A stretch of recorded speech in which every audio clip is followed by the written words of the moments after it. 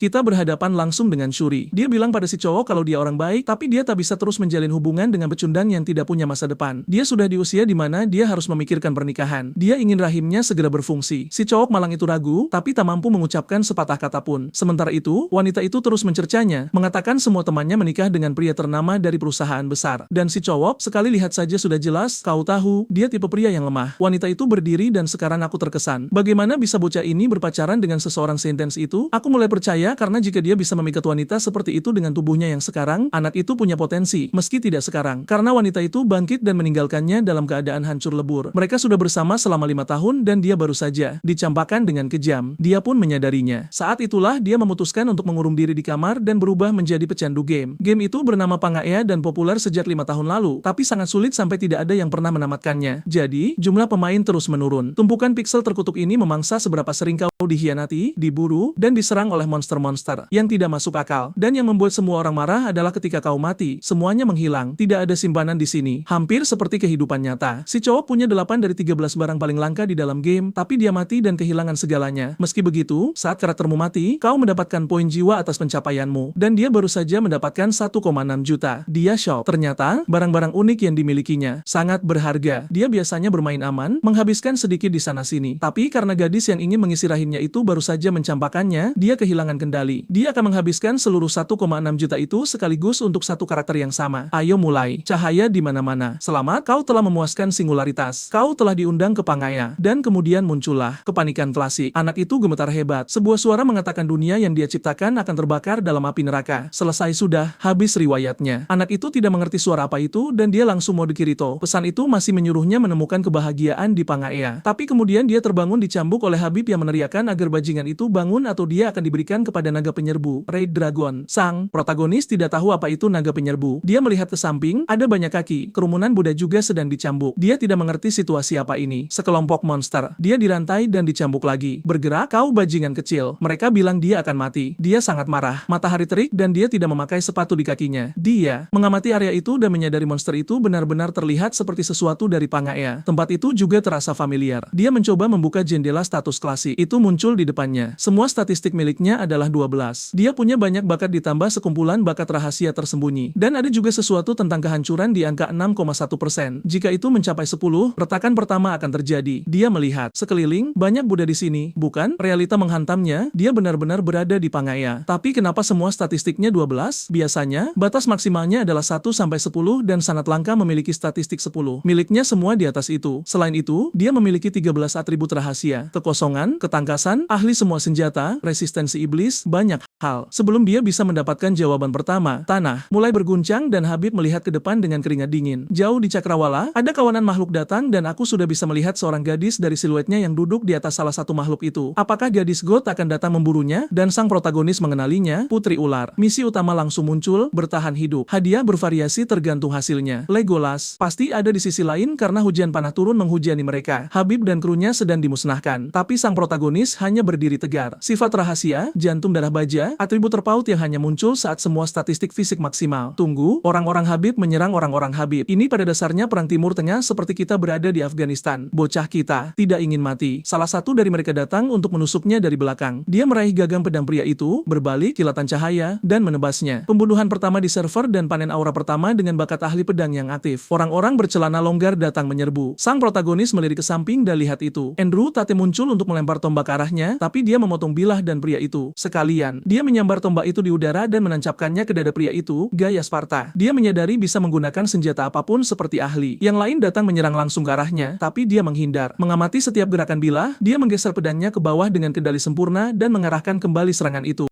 Dan dia melihat garis-garis itu mengarah ke dada pria tersebut. Dia berencana menyerang tepat di sepanjang jalur itu dan menusuknya. Dia mencuri kapak dari pria yang dilucutinya dan membelahnya menjadi 2 juga. Itulah kemarahan yang didapat dari anak yang baru saja dicampakkan. Kru Habib shock. Bagaimana mereka bisa menghadapi pria ini? Mereka tidak bisa. Mereka tidak akan pernah memiliki kemarahan sepertinya karena jika wanita mereka mencampakkan mereka memukulnya dan selesai. Sang protagonis juga memiliki tangan yang mahir yang membuatnya mempelajari senjata lebih cepat dari normal. Dan dia sudah memiliki tingkat tombak dan pedang di level 6. 6, dan maksimalnya adalah 10. Dia sudah di 6. Ini benar-benar curang. Meski begitu, dia tahu tidak ada keajaiban yang bisa membuatnya tetap hidup di sini. Ada lebih dari 500 pasukan. Bagaimana caranya dia keluar dari sini? Pindah adegan, kita berada di wilayah Game of Thrones. Rupanya, untuk menjadi wanita kuat di dunia ini, kau harus terlihat seksi. Tidak ada wanita kurus jelek yang memberi perintah di sini. Dan dia sangat marah karena ekspedisi ke dunia Raja Iblis gagal. Sang putri ular meminta maaf dan memperingatkan bahwa jika mereka, kota gurun, tidak ikut serta dalam ekspedisi, Lichian dari benua tengah akan menyalahkan mereka. Dia, sebagai kepala Gurun Kulsman, harus melenyapkan siapapun yang memperlambat keadaan dan menghapus bukti bahwa orang itu mengirim pasukan sama sekali. Pada dasarnya, dia ingin menghilangkan kemungkinan mereka dikaitkan dengan kegagalan ekspedisi. Dan jika dia melakukannya, kutukan tertentu akan dicabut dari sang putri ular. Dia tidak terlihat senang tentang itu, tapi mengatakan dia mengerti. Kembali ke pertarungan. Dia bertanya kepada pria yang berlutut apakah semuanya sudah selesai. Dia mengatakan masih ada satu orang yang bertahan. Dia bingung. Apa maksudmu? Satu orang? Kembali lagi, mayat di mana-mana dan sang protagonis masih berdiri. Dia kelelahan dan mencapai level 2. Ya Tuhan, naik level di game ini brutal sekali. Setidaknya mana dan kesehatannya pulih dan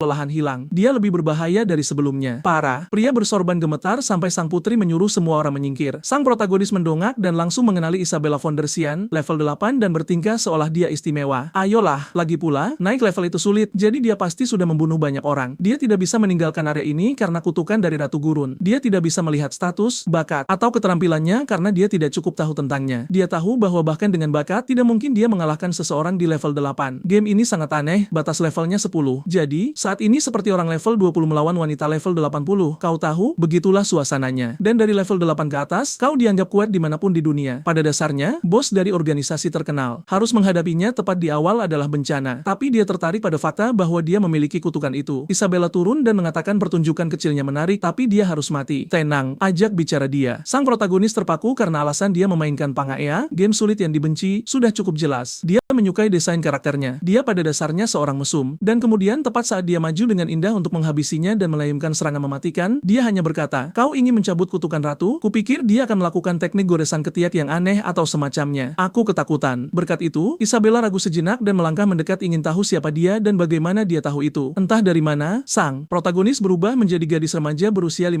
tahun dan mengatakan dia bisa membaca bintang dan melihat tanda-tanda. Dia bisa melihat masa depan orang di langit dan dia bisa menghapus kutukannya sehingga dia bisa meninggalkan gurun. Saat dia terlihat terkejut dan ragu sejenak, dia menyadari itu berhasil. Kelas pembawa bintang adalah sesuatu yang hanya bisa dimiliki NPC. Dan bagi pemain untuk mengaksesnya, mereka harus mencapai level maksimal. Dan cara menyelesaikan kutukan ratu adalah dengan memberikan berkat yang hanya bisa dilakukan kelas itu. Sang seniman pasti sengaja menarik sisa pakaiannya ke bawah agar panelnya terlihat bagus. Dan dia tahu karena dia ingin melarikan diri dari tempat ini, dia jelas tidak ingin membunuhnya. Dan alasan dia ingin melarikan diri begitu keras sehingga dia akan melindunginya adalah karena Isabella adalah karakter yang dia buat. Jadi, karakter di game ini semuanya dibuat olehnya. Semoga saja anak itu benar-benar berbakat. Dia mengatakan dia adalah karakter yang akhirnya diabaikan karena dia salah memilih sesuatu di awal. Kutukan adalah sesuatu yang bisa kau pilih untuk bertani lebih banyak di suatu wilayah, tapi itu menjebakmu di sana. Tetap saja, tidak masuk akal baginya untuk membuat kesalahan itu karena tujuan karakter harusnya adalah untuk menamatkan game. Isabella menanyakan namanya, dan dia mengatakan Randolph, nama yang jelek. Dia menatapnya tajam, berbalik dengan pinggul lebar itu, dan mengatakan dia akan mengampuninya untuk saat ini. Tapi jika dia berbohong, dia akan merobeknya menjadi dua. Kemudian dia memerintahkan anak buahnya untuk membawanya dan memperlakukannya dengan baik. Dengan itu, misi bertahan hidup pertama selesai, dan dia memecahkan rekor yang begitu sempurna sampai hampir ajaib. Keberuntungan pemula, rasi bintang tersenyum padamu dan hadiahmu ditingkatkan. Dia mendapatkan pecahan kastil skala, jiwa naga tinggi, dan pedang Michaela. Dia kelelahan dan pingsan. Tunggu, bukankah dia baru saja naik level dan energinya kembali? Apakah berbicara dengannya seintens itu? Poin total, 220. Malam tiba, dia di bak mandi. Apa ini? Mereka benar-benar merawatnya. Hidup mudah. Sekarang, berkat jiwa naga tinggi itu, dia bisa memanggil 1 hingga level 5 dan mengendalikannya. Dia tahu barang itu terkenal dan hanya dijatuhkan beberapa kali di seluruh game. Dan di atas itu, dia juga mendapatkan pedang Michaela. Satu-satunya hal yang tidak dia kenali adalah potongan sisik yang pecah itu. Kemudian pintu terbuka dan sekelompok gadis masuk dengan handuk bertanya apakah dia ingin mereka memandikannya. Dia berkata, hanya kakinya, dan mungkin betisnya juga sedikit. Tapi dia mulai berpikir dia sedang diuji. Lihat kaki-kaki yang merenggangkan jari-jari itu. Kaki panjang itu terlihat seperti tangan. Ini adalah pelayan kamar Isabella dan mereka sudah dewasa. Dan jika dia menunjukkan reaksi apapun, mereka akan curiga. Curiga akan apa? Oh, tidak, tapi kelas pembawa bintang tidak memiliki hasrat duniawi apapun. Mari kita katakan seperti itu. Jadi, dia harus tetap tenang. Aku pasti sudah mati di sana. Itu mungkin akhir bagiku. Dia tetap waspada dan membuka sistem untuk menyembunyikan para wanita itu. Dan kemudian dia melihat retakan Pangea pertama sudah mencapai 7,66. Dia memeriksa peringkat misi dan melihat dia nomor 1 dengan 220 poin. Tapi ada juga seseorang bernama Gracia dengan 95. Jadi, orang itu tidak lemah. Dia terlihat gelisah sementara gadis di depan memanggilnya pembawa bintang. Dia lebih memikirkan Gracia dan tentang orang-orang yang mencintai coklat mint. Dia tahu. Dia pikir orang-orang itu sudah berhenti bermain karena mereka menghilang. Tapi sepertinya semua orang dikirim ke dalam game ini. Dan dia melihat bahwa karena dia dinilai sebagai penyintas, dia memiliki opsi untuk keluar, lockout. Tapi sementara dia keluar, karakternya tetap agak terbuka dan tidak terlindungi. Jadi, dia membentak, "Pergilah, keluar dari sini, kalian gadis berpayudara besar. Aku perlu berkomunikasi dengan bintang-bintang. Aku punya banyak urusan." Gadis itu tidak terlalu mengerti, tapi berkata, "Oke." Pintu tertutup. Dia rileks. Setidaknya alasan tidak berguna itu berhasil untuk sesuatu. Dia putus asa untuk keluar dari game, mengeklik lockout dan semua barang digital itu. Kita berada di kamarnya. Dan kemudian, ya Tuhan, dia kacau. Seluruh kota terbakar. Ya, tidak akan pernah semudah itu. Pria malang itu mengira dia akan kembali ke kehidupannya mudah, tapi tidak. Semua orang berlarian, ponsel berdering dengan peringatan darurat, dan dia melihat makhluk tepat di sana di balkon di luar jendela, berteriak ke arahnya. Segera, dia bertanya-tanya mengapa monster Pangea ada di dunia nyata. Dan kemudian, UPS, satu lagi batu emas kecil jatuh dari sakunya. Apakah dia akan menjadi monster di dunia nyata juga? Tidak ada yang lebih baik daripada mempermalukan gadis rahim kosong itu. Dia akan menginginkan bayi dari bocah kita, si Cha, tapi itu tidak akan terjadi. Dia mengingat semua yang terjadi di dalam game dan mulai bertanya-tanya apakah mungkin. Dia tertidur, memimpikan semuanya, dan sekarang dia benar-benar kembali ke dunia nyata. Kemudian dia menutupi wajahnya dan berkata, "Oh Tuhan, aku benar-benar gila berpikir aku berakhir di dalam web novel. Teman-teman, aku tidak tahu apakah kalian menyadarinya, tapi ada serangga raksasa di luar rumah kalian. Jadi ya, sesuatu yang jelas masih sangat salah." Saat itulah dia juga melihat kerikil emas kecil itu di depannya, dengan kantong, dan dia bertanya-tanya apakah dia pernah memiliki sesuatu seperti itu di kehidupan nyata. Dia hanya memasukkannya ke sakunya dan memutuskan untuk memeriksa apa yang terjadi dengan gen tersebut yang sayangnya sudah tidak ada lagi. Sang protagonis mendengar orang-orang membicarakan monster. "Oh, kita mendapatkan kilas balik, kan?" Sekarang dia melihat semua monster itu. Lihat para polisi itu yang pada dasarnya melemparkan. Tidak ada apa-apa ke makhluk itu sementara pria itu dimakan hidup-hidup. Akhirnya dia mengerti. Sesuatu menghubungkan Pangea dan Aethelkoll. Dan kemudian dia mendapat ide. Mungkin barang yang dia miliki di dalam game bisa digunakan di sini juga. Segera, dia mengeluarkan pedang Michaela dan jiwa naga tinggi. Dia tidak benar-benar tahu cara menggunakannya, tapi sistem hanya mengatakan nyalakan dan matikan. 24 jam terakhir, semoga berhasil. Seorang malaikat muncul dan pengatur waktu fragmen mulai berdetak. Di jalanan, orang-orang melakukan tidur selamanya. Seorang ibu berlari, "Putriku, tolong." Gadis malang itu ada di pelukannya seperti, "Bu, di mana ayah?" Dia datang. Dia datang. "Ya, lihat ke atas. Kalian langsung menuju neraka." Aku bersumpah, aku mengatakan itu sambil berpikir dia akan diselamatkan oleh protagonis. Tidak, dia hanya tertimbun. Seorang wanita muda dengan rambut pendek berlari bertanya apakah dia baik-baik saja sampai dia melihat wanita itu terjepit dan dia masih berhasil mengatakan sesuatu. "Tolong, aku baik-baik saja. Bawa anakku bersamamu." Fakta bahwa dia bisa berbicara adalah sebuah keajaiban. Gadis itu meraih anak itu, tetapi ketika dia berbalik, monster itu datang untuk gigitan besar. Tidak mungkin protagonis tidak menyelamatkan mereka. Sekarang, siapa? Cat kita muncul dengan tebasan telak. Cara dia terlihat begitu keren dan hanya memotong segalanya. Tunggu. Apakah dia terlihat seperti karakter dalam gamenya? Gadis itu lega dia selamat dan bertanya-tanya siapa pria ini, tapi ini belum berakhir. Satu lagi datang dari belakang dan auranya mulai terbangun. Sebenarnya, naganya baru saja memakan benda itu dan berdiri di sana, seolah tidak terjadi apa-apa. Pria ini benar-benar fleksibel. Itu binatang buas Michaela, dan dia sudah memanjat ke atas kepalanya dan menyuruh gadis itu tetap di sana. Dia berpikir dia pasti sedang bermimpi. Sesuatu yang sangat salah. Gadis kecil itu terlepas dari pelukannya untuk melihat ibunya yang rata di tanah. Sementara gadis itu hanya menyaksikan protagonis memotong semuanya. Pengaturan klasik. Monster muncul di Korea dan di seluruh dunia untuk menghancurkan peradaban. Tapi bersama mereka, beberapa pahlawan muncul juga. Troll itu melemparkan pedangnya dan memberitahu semua orang untuk tidak khawatir. Mereka akan menyelamatkan semua orang. Tentu saja, seperti biasa, tidak setiap pahlawan adalah orang baik. Ada seorang pria di ruang tamu di suatu tempat yang bersantai mengatakan mereka bodoh karena membuang pecahan sisik emas mereka. Karena sekarang dipastikan bahwa seiring waktu kedua dunia akan bergabung, dan di era kekacauan yang akan datang, ini adalah setiap orang melawan setiap orang. Fragmen sama dengan kekuatan, dan semua orang berlomba untuk melihat siapa yang menjadi protagonis sebenarnya. Dia hanya ingin tahu siapa bocah gila dengan 220 poin di peringkat 1 ini. Dia bertanya-tanya apakah itu Phantom, pemain rahasia yang tidak diketahui siapapun yang terus memecahkan banyak rekor. Orang pertama yang melakukan ekspedisi dengan NPC, meskipun gagal total. Pria itu tidak dapat disangkal adalah nomor 1 Pangea karena meskipun penampilan dan perlengkapanmu diatur ulang, beberapa atribut dan bakat terbawa ke karakter berikutnya, dan dia tahu persis bagaimana bajingan itu mendapatkan skor tinggi dengan menghabiskan 1,6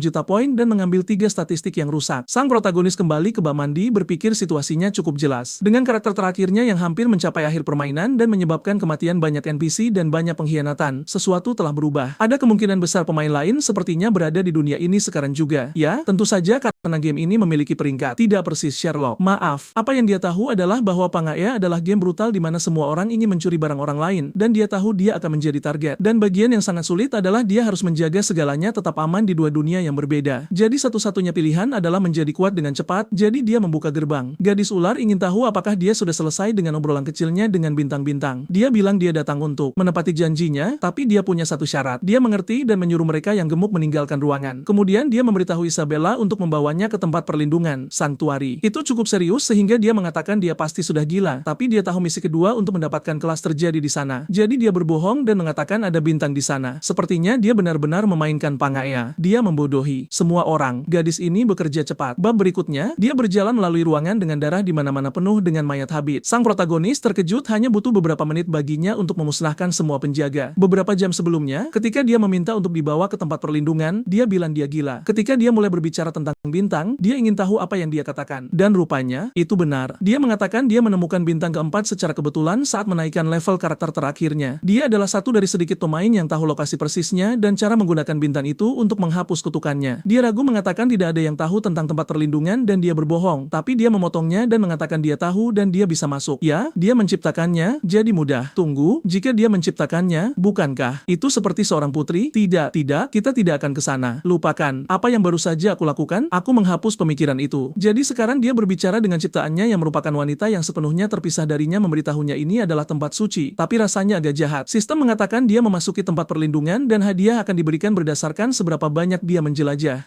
Tapi levelnya tidak cocok dengan area tersebut. Level 8. Level berapa kau seharusnya untuk memasuki ini? Tunggu, bukankah ini tempat kau mendapatkan kelas keduamu? Apa ini? Apakah kau mendapatkan kelas keduamu di akhir permainan? Dia menahan racun berkat bakat resistensi iblis raksasa, dan wow, dia terlihat sangat besar di panel ini. Seseorang nerf dia. Dia tahu solusi mudahnya adalah mengirim Isabella ke depan dan membiarkannya mengambil hadiahnya. Tapi bukan itu yang penting sekarang karena dia ada di sini untuk mendapatkan kelas tempat perlindungan dan misinya berakhir saat dia mendapatkannya, rupanya. Oke, mengerti. Ini sebuah tantangan dan semakin baik performanya, semakin baik kelas yang dia dapatkan dan dia mengincar yang spesifik. Isabella hanya menonton. Oh, lihat, seniman lagi. Aku mengerti. Sudut pandang ini adalah keahlianmu. Hormat untuk kreativitasnya. Dia berbalik dan berkata, kita mengambil jalan yang salah. Tapi sang protagonis meraih bahunya. Kemana kau pikir kau akan pergi? Dia mengatakan jembatan di depan jelas merupakan jebakan. Platform udara dibuat agar tidak ada yang bisa menyeberang. Mereka akan jatuh. Tapi dia hanya berkata, apa? Kau takut? Tidak tahu kau tipe seperti itu. Dia menyilangkan tangannya kesal. Menyuruhnya ingat dia adalah putri ular. Dia tidak takut. Dia menyela dan mengatakan dia sebenarnya takut. Dia mencoba menyuruhnya menyerah karena mungkin penuh jebakan. Tapi dia hanya berkata, ayo, naik ke punggungku. Dia bahkan lebih marah mengatakan dia sudah gila. Tapi dia menyuruhnya ingat begitu mereka menemukan semua penjaga Habib tewas, mereka akan mengirim tim pencari setelah dia. Jadi daripada membuang waktu, mereka harus menyelesaikan ini dengan cepat dan keluar. Dia menjadi malu tapi menempel padanya mengatakan jika bukan karena kram kaki yang dia miliki, dia akan menanganinya sendiri. Semua yang dia pikirkan adalah memuaskan keingintahuannya dan mempelajari segalanya tentang game itu. Dia menyuruhnya bertahan dan mulai berlari. Tapi alih-alih pergi ke kanan di mana ada banyak jalan, dia pergi lurus sementara. Dia meneriakinya untuk tidak melompat terlalu terlambat. Jelas, dia punya rencana. Dia mengaktifkan sifat rahasia mutan. Itu membiarkannya melihat semua rahasia tersembunyi yang tidak terlihat oleh mata manusia. Kau penipu kecil. Apakah kau berjalan di tangga tak terlihat? Itu adalah omong kosong gamer yang rusak. Gadis itu seperti, apa-apaan ini? Kau berjalan di udara. Dia menyuruhnya santai, tapi dia marah bertanya mengapa dia begitu percaya diri. Kemudian penulisnya menjadi aneh. Dia merasa dia memperlakukannya seperti teman lama yang sudah bertahun-tahun tidak dia temui. Jadi dia bertanya, pernahkah kita bertemu sebelumnya? Dia bilang tidak. Mereka tidak pernah berada di tempat yang sama. Dia bingung. Apa artinya itu? Dia berkata, mari kita katakan saja aku pernah melihatmu, tapi kau belum pernah melihatku. Ruangan dipenuhi cahaya. Adegan berikutnya, mereka berada di lapangan terbuka. Benar-benar, nuansa Sword Art Online. Mereka melewati domain penghalang, jenis di mana kau hanya melihat apa yang ada di baliknya setelah kau melewatinya. Dia mulai bertanya-tanya apakah ingatannya benar ketika mata merah muncul di antara bebatuan. Tidak, sebenarnya, batu-batu itu berdiri. Mereka punya mata merah dan inti di tengah dada mereka. Dia tahu penjaga regional adalah golem, dan menilai dari ukurannya, mereka setidaknya tingkat atas. Satu pukulan dan dia mati, jadi saatnya untuk mempekerjakannya. Dia berkata, kalau begitu lakukanlah. Bukankah tadi kau bilang kakimu bermasalah? Kurasa sekarang sudah lebih baik. Sebelum dia selesai bicara, golem mengayunkan tinjunya. Energi One Punch Man murni. Dia memberikan senyum kecil liar seperti Kapten Levi, mengangkat tangan memotongnya. Ya, tidak tepat. Dia Dia hanya mengangkat pedang besar itu dan memotong segalanya. Dia melompat dari batu ke batu membunuh monster batu sementara sang protagonis berdiri di sana dengan tangan bersedekap berpikir kelas pembunuh benar-benar sempurna untuk ini. Dia menghindari serangan golem yang lebar dan lambat dengan mudah dan bilahnya terus membelah mereka. Itulah kekuatan hujan batu level 8.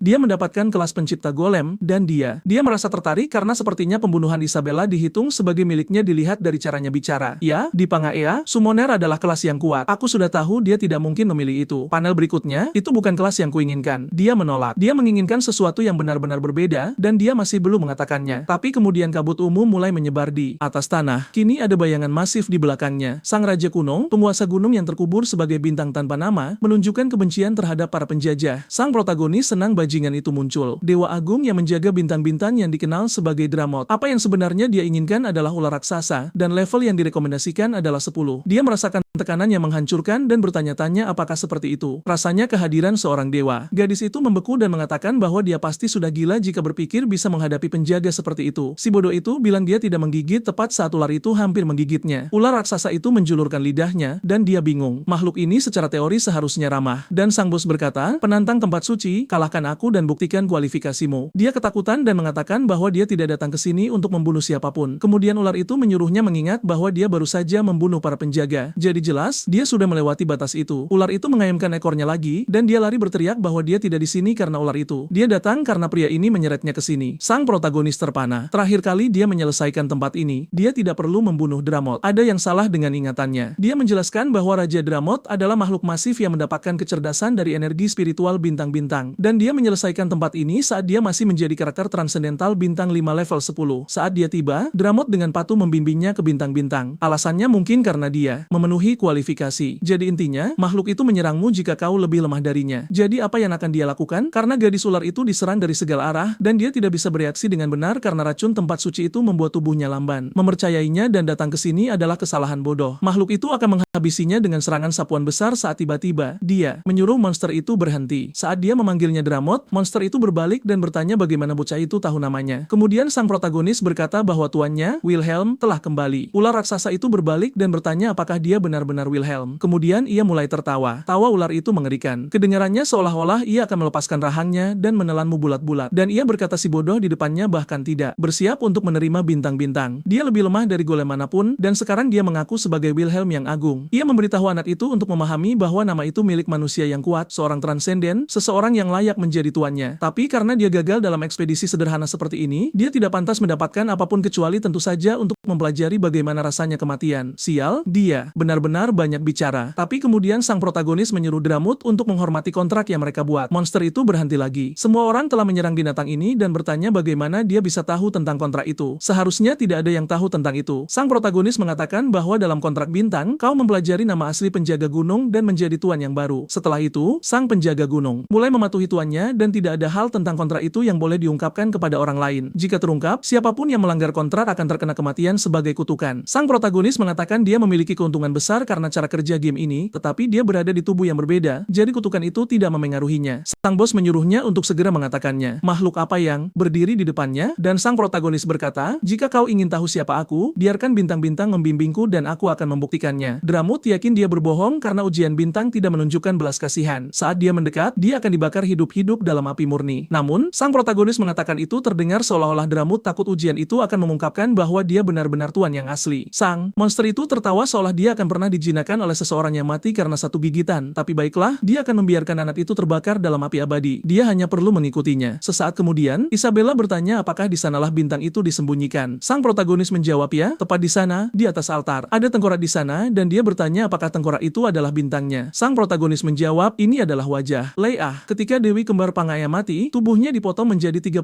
bagian dan tersebar di seluruh benua. Setiap bagian disebut bintang dan itu adalah katalis yang digunakan untuk menciptakan kekuatan transenden pada pemain. Dengan kerangka besar di tangannya dan api yang berputar di sekitar sang protagonis, Isabella tetap berada di luar bertanya apakah dia yakin ini akan berhasil. Dramot tertawa dan berkata dia sudah memperingatkannya. Baru saja mendekati bintang itu, dia sudah ditelan api. Tentu saja, dia ditolak dan sekarang dia mati. Tapi sang protagonis masih di dalam sana dengan kesal bertanya apakah bajingan itu serius tidak mempercayainya. Dan kenyataannya adalah, bintang itu hanya menolak pemain dalam satu situasi. Jika dia menggunakan bag rahasia di mana kau bahkan tidak bertemu Dramot. Meskipun dia tidak membunuh Dramot, dia lulus dengan cara cara yang disetujui monster itu, jadi seharusnya tidak ada masalah. Pertanyaan sebenarnya adalah apakah dia akan mendapatkan kelas yang benar-benar dia inginkan karena dikatakan bahwa jika kau mengambil kelas dari bintang sebelum kau memiliki kelas apapun, kau bisa memilih. Dan dia meminta Void. Oh, tunggu. Tengkorak itu melihat semua bakatnya. Master of the Skillful Hand, Lord of Beasts, Mutant Golden Grace. Karena dia sudah menghadapi kehancuran, dia akan menerima Explosive Glow Little Stone Burst, mana diubah menjadi energi bintang. Dia mendapatkan kemampuan Pierce the Stars dan Blessing of the Stars. Semua stat bertambah 5 dan dia mendapatkan lebih banyak stat seiring bertambahnya jumlah bintang yang dia miliki. Sepertinya itulah yang dia inginkan karena dia mendapatkan Star Successor. Isabella berdiri di sana dengan bingung. Tunggu, di mana tengkoraknya? Itu menghilang. Kemudian dia bertanya apa yang ingin dia lakukan dengan hidupnya setelah kutukannya dihapus. Isabella mengatakan dia ingin meninggalkan gurun dan menemukan garis keturunan dari keluarga Duracell. Tetapi anak itu tidak akan membiarkannya pergi begitu saja. Dia bilang dia akan membiarkannya meninggalkan gurun dengan satu syarat. Dia harus melayaninya selama 1 tahun. Setelah itu, dia menjamin kebebasannya untuk mencari garis keturunan itu. Segera, Isabella menyadari bahwa dia menjadi Buddha lagi, sama seperti saat dia bersama Ratu Gurun. Tidak ada yang berubah. Sang protagonis meletakkan tangan di bahunya dan berkata, "Aku bukan ratu. Aku tidak berbohong." Dia benar-benar baru saja berbohong. Dia bilang dia akan membebaskannya, tapi sekarang dia memaksakan kontra padanya sebagai syarat untuk membebaskannya. Dan dia menjawab dengan keras, mengatakan dia akan melayaninya. Dia bahkan berlutut. Dia tidak meminta semua itu. Dia hanya meminta bantuan selama 1 tahun. Tetap saja, dia berterima kasih padanya dan mengatakan dia membuat keputusan yang tepat. Sekarang, Dramut lebih baik ingat bahwa dia benar-benar tuannya dan ular raksasa itu berkeringat saat menyadari bahwa itu benar-benar Wilhelm sialan itu. Kemudian sang protagonis memerintahkannya untuk menundukkan kepalanya. Setidaknya misi kedua untuk mendapatkan kelas telah berhasil. Adegan beralih ke Ratu Gurun yang marah menuntut untuk mengetahui bagaimana mereka membiarkan Isabella sialan itu melarikan diri. Dia segera memerintahkan para Habib untuk menjemput mereka berdua sekarang juga. Langit biru, suasana damai dan seseorang bertanya apakah Randolph benar-benar pantom.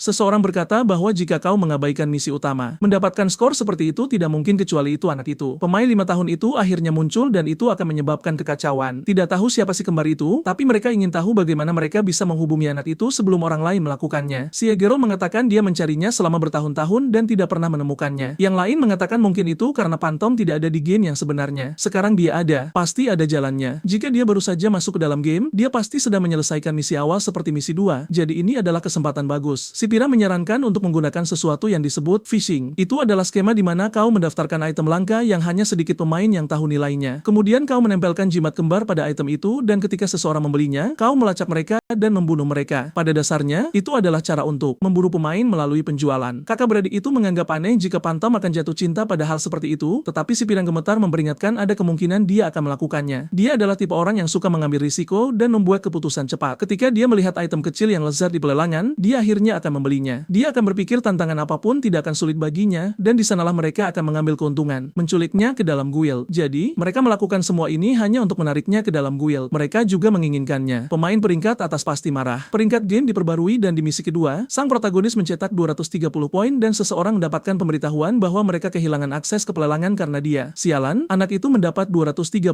poin. Kelas macam apa yang bisa melakukan farming sebanyak itu? Aku tidak akan bisa menggunakan trik lelang untuk sementara waktu, tapi baiklah, jika aku terus membunuh semua pemain lain, tidak akan ada yang menangkapku. Ya, itu adalah King of Sin. Sementara itu, kembali dengan anak itu dan gadisnya, mereka berdua menunggangi ular besar. Submisi eksplorasi tempat suci telah selesai dan dia mendapatkan buku teleportasi epik. Kemenangan besar. Bagian buruknya adalah ia memiliki waktu casting 30 detik dan hanya dapat digunakan sekali sehari. Isabella benar-benar bingung. Kemudian sang protagonis mendapatkan cukup pengalaman dan naik level. Mengingat level maksimal saat ini adalah 10, dia sudah level 3 hampir setengah jalan melalui game dan statistiknya tinggi. 36 dalam segala hal ditambah 5 angka-angka protagonis yang luar biasa. Dan dia masih berpikir dia naik level dengan lambat. Menurutnya, semakin banyak bakat yang kau miliki, semakin banyak pengalaman yang kau butuhkan. Tetapi pada saat yang sama, itu juga membuatnya menjadi level 3 yang jauh lebih kuat daripada orang normal. Jadi itu tidak masalah. Terutama karena dia tahu tentang item yang akan dia dapatkan sebagai hadiah dari misi utama. Sangat langka di level ini. Sesuatu yang disebut jubah bayangan yang membuatmu tidak terlihat. Tapi saat itu, ekspresi Dramut berubah. Dia merasakan para Habib tiba dan memperingatkan sang protagonis bahwa ada penyusup di tempat suci. Isabella yakin itu adalah pasukan pengejar ratu. Apa yang akan mereka lakukan lakukan sekarang, Ratu sendiri tidak akan datang, tetapi dia pasti telah mengirim banyak orang. Bahkan dengan penjaga gunung, mereka tidak bisa menghadapi semua orang. Serius? Ini gila. Saat menjadi musuh, ia mustahil dikalahkan. Seorang dewa, makhluk abadi. Begitu, menjadi sekutu, ia tidak bisa membunuh 5 Habib. Tapi sang protagonis bertanya mengapa mereka harus bertarung. Isabella terlihat seperti baru saja mendapatkan ide besar. Mereka berdua lari dan membiarkan ular besar itu menangani semuanya. Saat mereka melarikan diri, mereka hanya mendengar para Habib berteriak, "Apa-apaan ini? Ada ular? Tolong!" Sang protagonis mengatakan tidak mungkin seluruh pasukan tiba. Itu mungkin hanya unit penyerang tercepat, jadi mereka akan menggunakan kesempatan itu untuk keluar. Isabella merasa tidak enak meninggalkan ular itu, tetapi dia mengatakan makhluk itu terikat di sana. Ia tidak bisa meninggalkan tempat suci itu. Yang sangat dia butuhkan adalah mencapai portal di tepi gurun. Bagian baiknya adalah sekarang dia telah menghapus kutukan Isabella, itu tidak akan menjadi masalah. Dia tiba-tiba berhenti dan mengatakan masalahnya adalah gerbang itu butuh waktu untuk aktif. Isabella cemas. Ketika dia berhasil melewatinya, dia menambahkan, "Ya, mereka akan keluar dari gurun. Masalahnya adalah itu akan memakan waktu dan dia bertanya berapa lama." Dia bilang sampai tengah hari dan bagian buruknya adalah mereka berada di tengah gurun, di mana mereka harus bersembunyi di belakang pilar kecil di sana. Yang bisa mereka lakukan hanyalah berharap Dramut memberi mereka cukup waktu dan selama waktu itu, dia bilang dia akan mencoba berkomunikasi dengan bintang-bintang. Tapi dia sebenarnya sedang mencari alasan. Dia mengatakan itu karena dia perlu kembali ke dunia nyata dan melihat bagaimana keadaan di sana. Kias her if he can trust her. Dia mengeluarkan pedang dan berkata ya, dia bisa mempercayainya. Logout berhasil,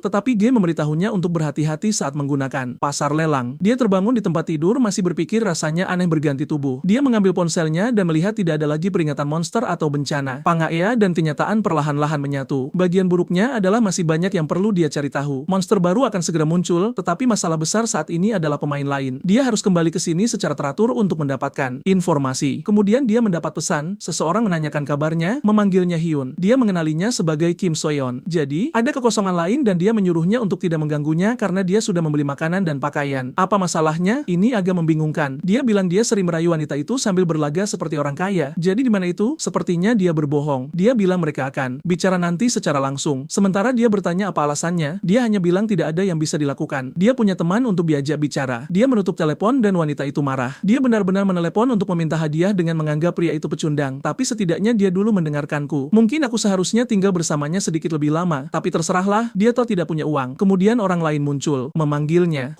Itu dia. Dia tersenyum mengatakan dia pikir dia harus menunggu lama. Dia bertanya mengapa dia memanggilnya begitu mendesak. Dia menyuruhnya duduk. Dia bilang mungkin karena mereka sudah beberapa hari tidak bertemu. Tapi dia merasa berbeda. Dia terlihat lebih bugar. Tapi dia hanya berkata, katakan padaku apa yang kau ingin. Aku akan pergi. Dia berdecak marah karena dia bersikap sombong, tidak ada yang seperti dulu. Kemudian dia mengatakan beberapa hal tidak pernah berubah. Dia benar-benar datang hari ini segera setelah dia memintanya dan itu adalah sesuatu yang selalu dia sukai darinya. Dan setelah mereka putus, dia menyadari betapa baiknya dia. Dia memikirkannya, menyesalinya dan sekarang dia ingin tahu, apakah dia merindukannya? Tapi sang protagonis bahkan tidak mendengarkan dengan benar. Dia hanya menatap papan tanda yang mengatakan semua orang minimal harus memesan 1 minuman. Dia marah karena wanita itu memanggilnya ke sini dan tidak membeli apa-apa. Kemudian dia berdiri dan berkata, sudah selesai bicaranya, aku pergi. Dia bingung dan berkata, tunggu, apa kau tidak mendengarkan? Aku bilang aku merindukanmu. Mengapa kita tidak kembali bersama? Tapi dia berkata, Soyeon, apakah pacar barumu tahu tentang pertemuan kecil ini? Jika kau suka merayu banyak pria di saat yang sama, setidaknya kau harus menghapus fotomu dari media sosial. Tidak tahu di mana dia melihatnya karena kita tidak melihatnya, tapi dia berjalan keluar sementara wanita itu memohon padanya untuk menunggu. All he is thinking is, jika itu aku yang dulu, aku akan terkejut dan tidak tahu harus berkata apa. Tapi hari ini, aku merasa tenang, mantap, jernih. Apakah pertumbuhan random di game memengaruhiku? Begitu dia melangkah keluar, dia melihat keributan. Seseorang mengeluarkan pisau pemotong sambil memberitahu seorang berandalan bahwa dia akan mengirisnya. Dia mengayunkannya ke arah kepala seseorang dan menyuruh orang itu masuk neraka. Orang itu memejamkan mata lalu sang protagonis meraih lengan si penyerang. Ternyata pria itu telah memukuli seorang gadis muda begitu parah hingga dia menjadi gundul. Sang protagonis menyuruh si bodoh itu berhenti. Pria itu menyuruhnya melepaskannya, tapi dengan satu remasan, dia mulai gemetar mengatakan pergelangan tangannya terasa seperti akan patah menjadi dua. Dan anak itu menyadari bahwa dia bahkan tidak menggunakan 100% kekuatannya. Sejujurnya, dia merasa jika dia meremas dengan sungguh-sungguh, dia bisa membunuh orang ini. Dia melemparkannya ke tanah seolah-olah itu sampah. Wanita muda dari kantor ada di sana seperti, oh, terima kasih, kau membantuku. Aku bahkan tidak tahu bagaimana cara berterima kasih padamu. K.S. berdiri di sana melamun dan wanita itu mencoba mencari tahu mengapa dia menatap seperti itu. Kemudian sang protagonis menyadari itu adalah gadis yang sama dari sebelumnya. Gadis yang dia selamatkan dari anak kecil itu. Jadi, dia bertanya ada apa dan dia menjawab, tidak ada yang serius. Kau hanya mengingatkanku pada seseorang yang dulu ku kenal. Tepat di tengah gangguan itu,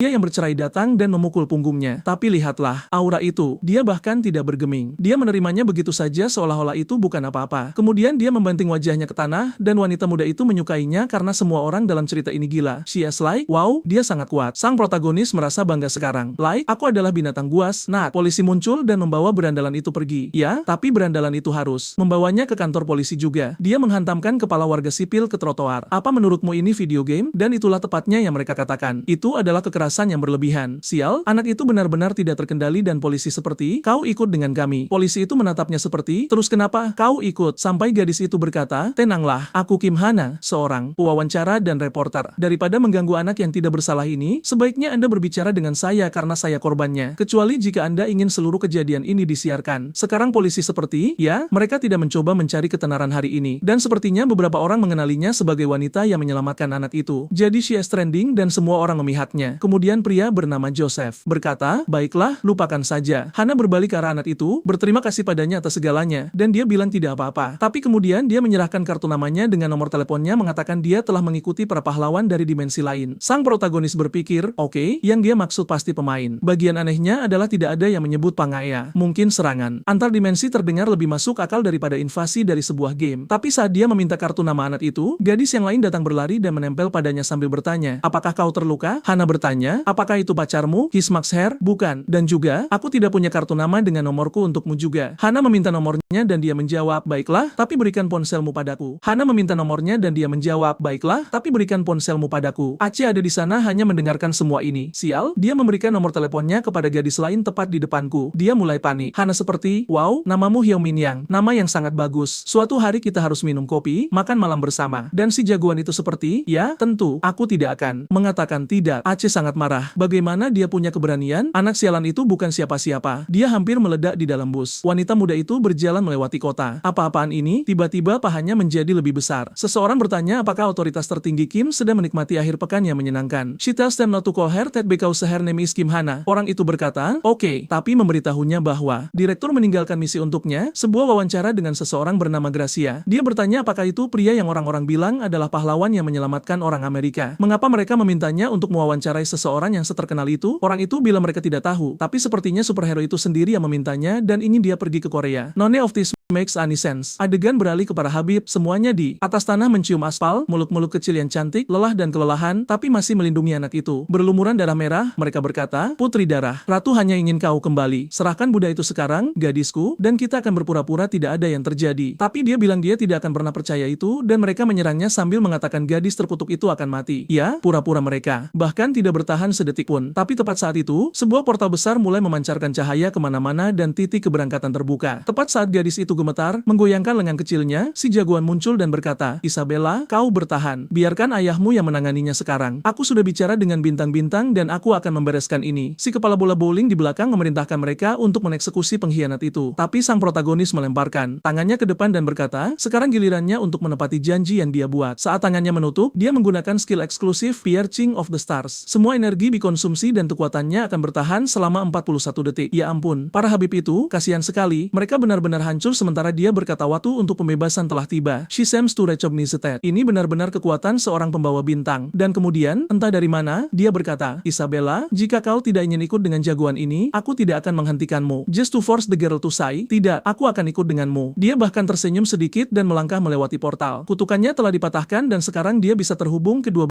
tempat lain melalui gurun. Dan dia memilih benua tengah. Archana, selamat datang di kota emas. Sial, lebih banyak Habib. Tempat ini penuh dengan Habib. Jadi ya, kita benar-benar berada di Timur Tengah. Di sanalah permainan ini berlangsung. Isabella terkesan dan berkata tempat itu sangat mewah. Dia berkata, tentu saja, di kota emas, semuanya diselesaikan dengan emas. Kemudian gadis parmalat itu berkata, sempurna. Dia memiliki 300 koin. Dia melihat dan berkata, bagus. Dengan itu, kita bisa menyewa kamar untuk 1 malam. Dia bingung, katanya itu tidak masuk akal. Di gurun, uang itu bisa membeli 10 budak. He explains that in the city, everything is different. Sepotong roti seharga 50 koin emas. Itu tidak masuk akal. Like, bagaimana bisa emas nilainya lebih rendah daripada gandum? Penulisnya mencoba terlihat pintar tapi malah mengacaukannya. Unless the ground is made of gold, Morni. Jadi sang protagonis menyuruhnya untuk tidak khawatir, ada uang di mana-mana. Dia bertanya apa yang dia bicarakan. Ya, itu adalah kota harimau. 3 piring gandum untuk 3 harimau yang malang. Dia tersipu seperti biasa, agak bingung jika itu benar-benar rencananya, tapi si jagoan berkata, don't worry, baby. Aku beruntung. Ternyata dia memiliki sifat Blessing of Gold, dan anak itu sedang berada di lapangan untuk bermain. Mereka menuju ke kasino Hudson, tetapi pria di depan menghalangi mereka. Maaf, Tuan, siapapun dengan deposit kurang dari 10.000 bahkan tidak bisa melangkah masuk ke sini. Isabella segera berkata, apa-apaan? Mengapa kau tidak memberitahuku? Aku hanya punya 100 koin. Aku sudah mandi dan membeli pakaian. She is all Cleopatra style while the guy at the door size, tanpa deposit keluar dari barisan dan berhenti mengacaukan tempat ini. Tapi sang protagonis merentangkan tangannya dan berkata, lihatlah ini seharusnya sudah lebih dari cukup. Air mata Ratu Peri dari serangan abadi. Apparently, it's worth it because the guy starts shaking and they both walk in like vapors. Isabella bertanya apa yang dia serahkan. He says it's the very talisman, one of the rewards they got back at the tempat suci. Dia berkata, apakah kau gila menghabiskan sesuatu yang langka seperti itu di sini? Dia berkata, tenanglah, mereka hanya memegangnya sebentar karena aku akan mendapatkannya kembali di negeri Habib ini. Roulette berputar, mendarat di nomor 3, dan orang-orang sudah berteriak, sial, orang itu lagi. Dia mendapatkan 1.200 koin. Anak itu sudah berada di balik tumpukan koin seperti yang kau harapkan dari berkah dewa. Emas, saat berbicara soal mencari uang, tidak ada sifat yang lebih baik di seluruh permainan ini. Gadis itu sangat bersemangat mengatakan mereka sudah kaya, dan dia membalas, aku kaya. Itu yang kau maksud. Dia siap mencairkan uangnya, dan staf berkata, Tuan, kami akan membayar kemenangan hari ini, tapi mulai sekarang, Anda dilarang masuk ke rumah taruhan Hudson. Setiap pelanggan yang meniru taruhan Anda menghasilkan terlalu banyak uang dan ini menjadi masalah besar. Jadi, tolong tinggalkan tempat ini sekarang. Ya, dia dikepung. Isabella ingin memulai perkelahian dan dia berkata, tenang, baiklah, aku pergi, tapi pertama-tama, aku ingin bicara dengan pemiliknya. Si hidung besar berkata, kau pikir kau siapa? Keluar dengan tenang. Tapi bocah itu berkata, kau tidak mengerti. Bosmu adalah orang yang ingin tahu siapa aku. Jadi katakan padanya aku menunggu. Pria berkumis itu pastilah sang bos, dan dia terkejut saat mengamati melalui kristal. Dia menggunakan level observasi 81 dan panik. Barang itu sangat langka karena peri hampir tidak pernah meninggalkan dunia mereka, dan ini milik Ratu Peri. Bahkan jika dia meminta 3 orang level 10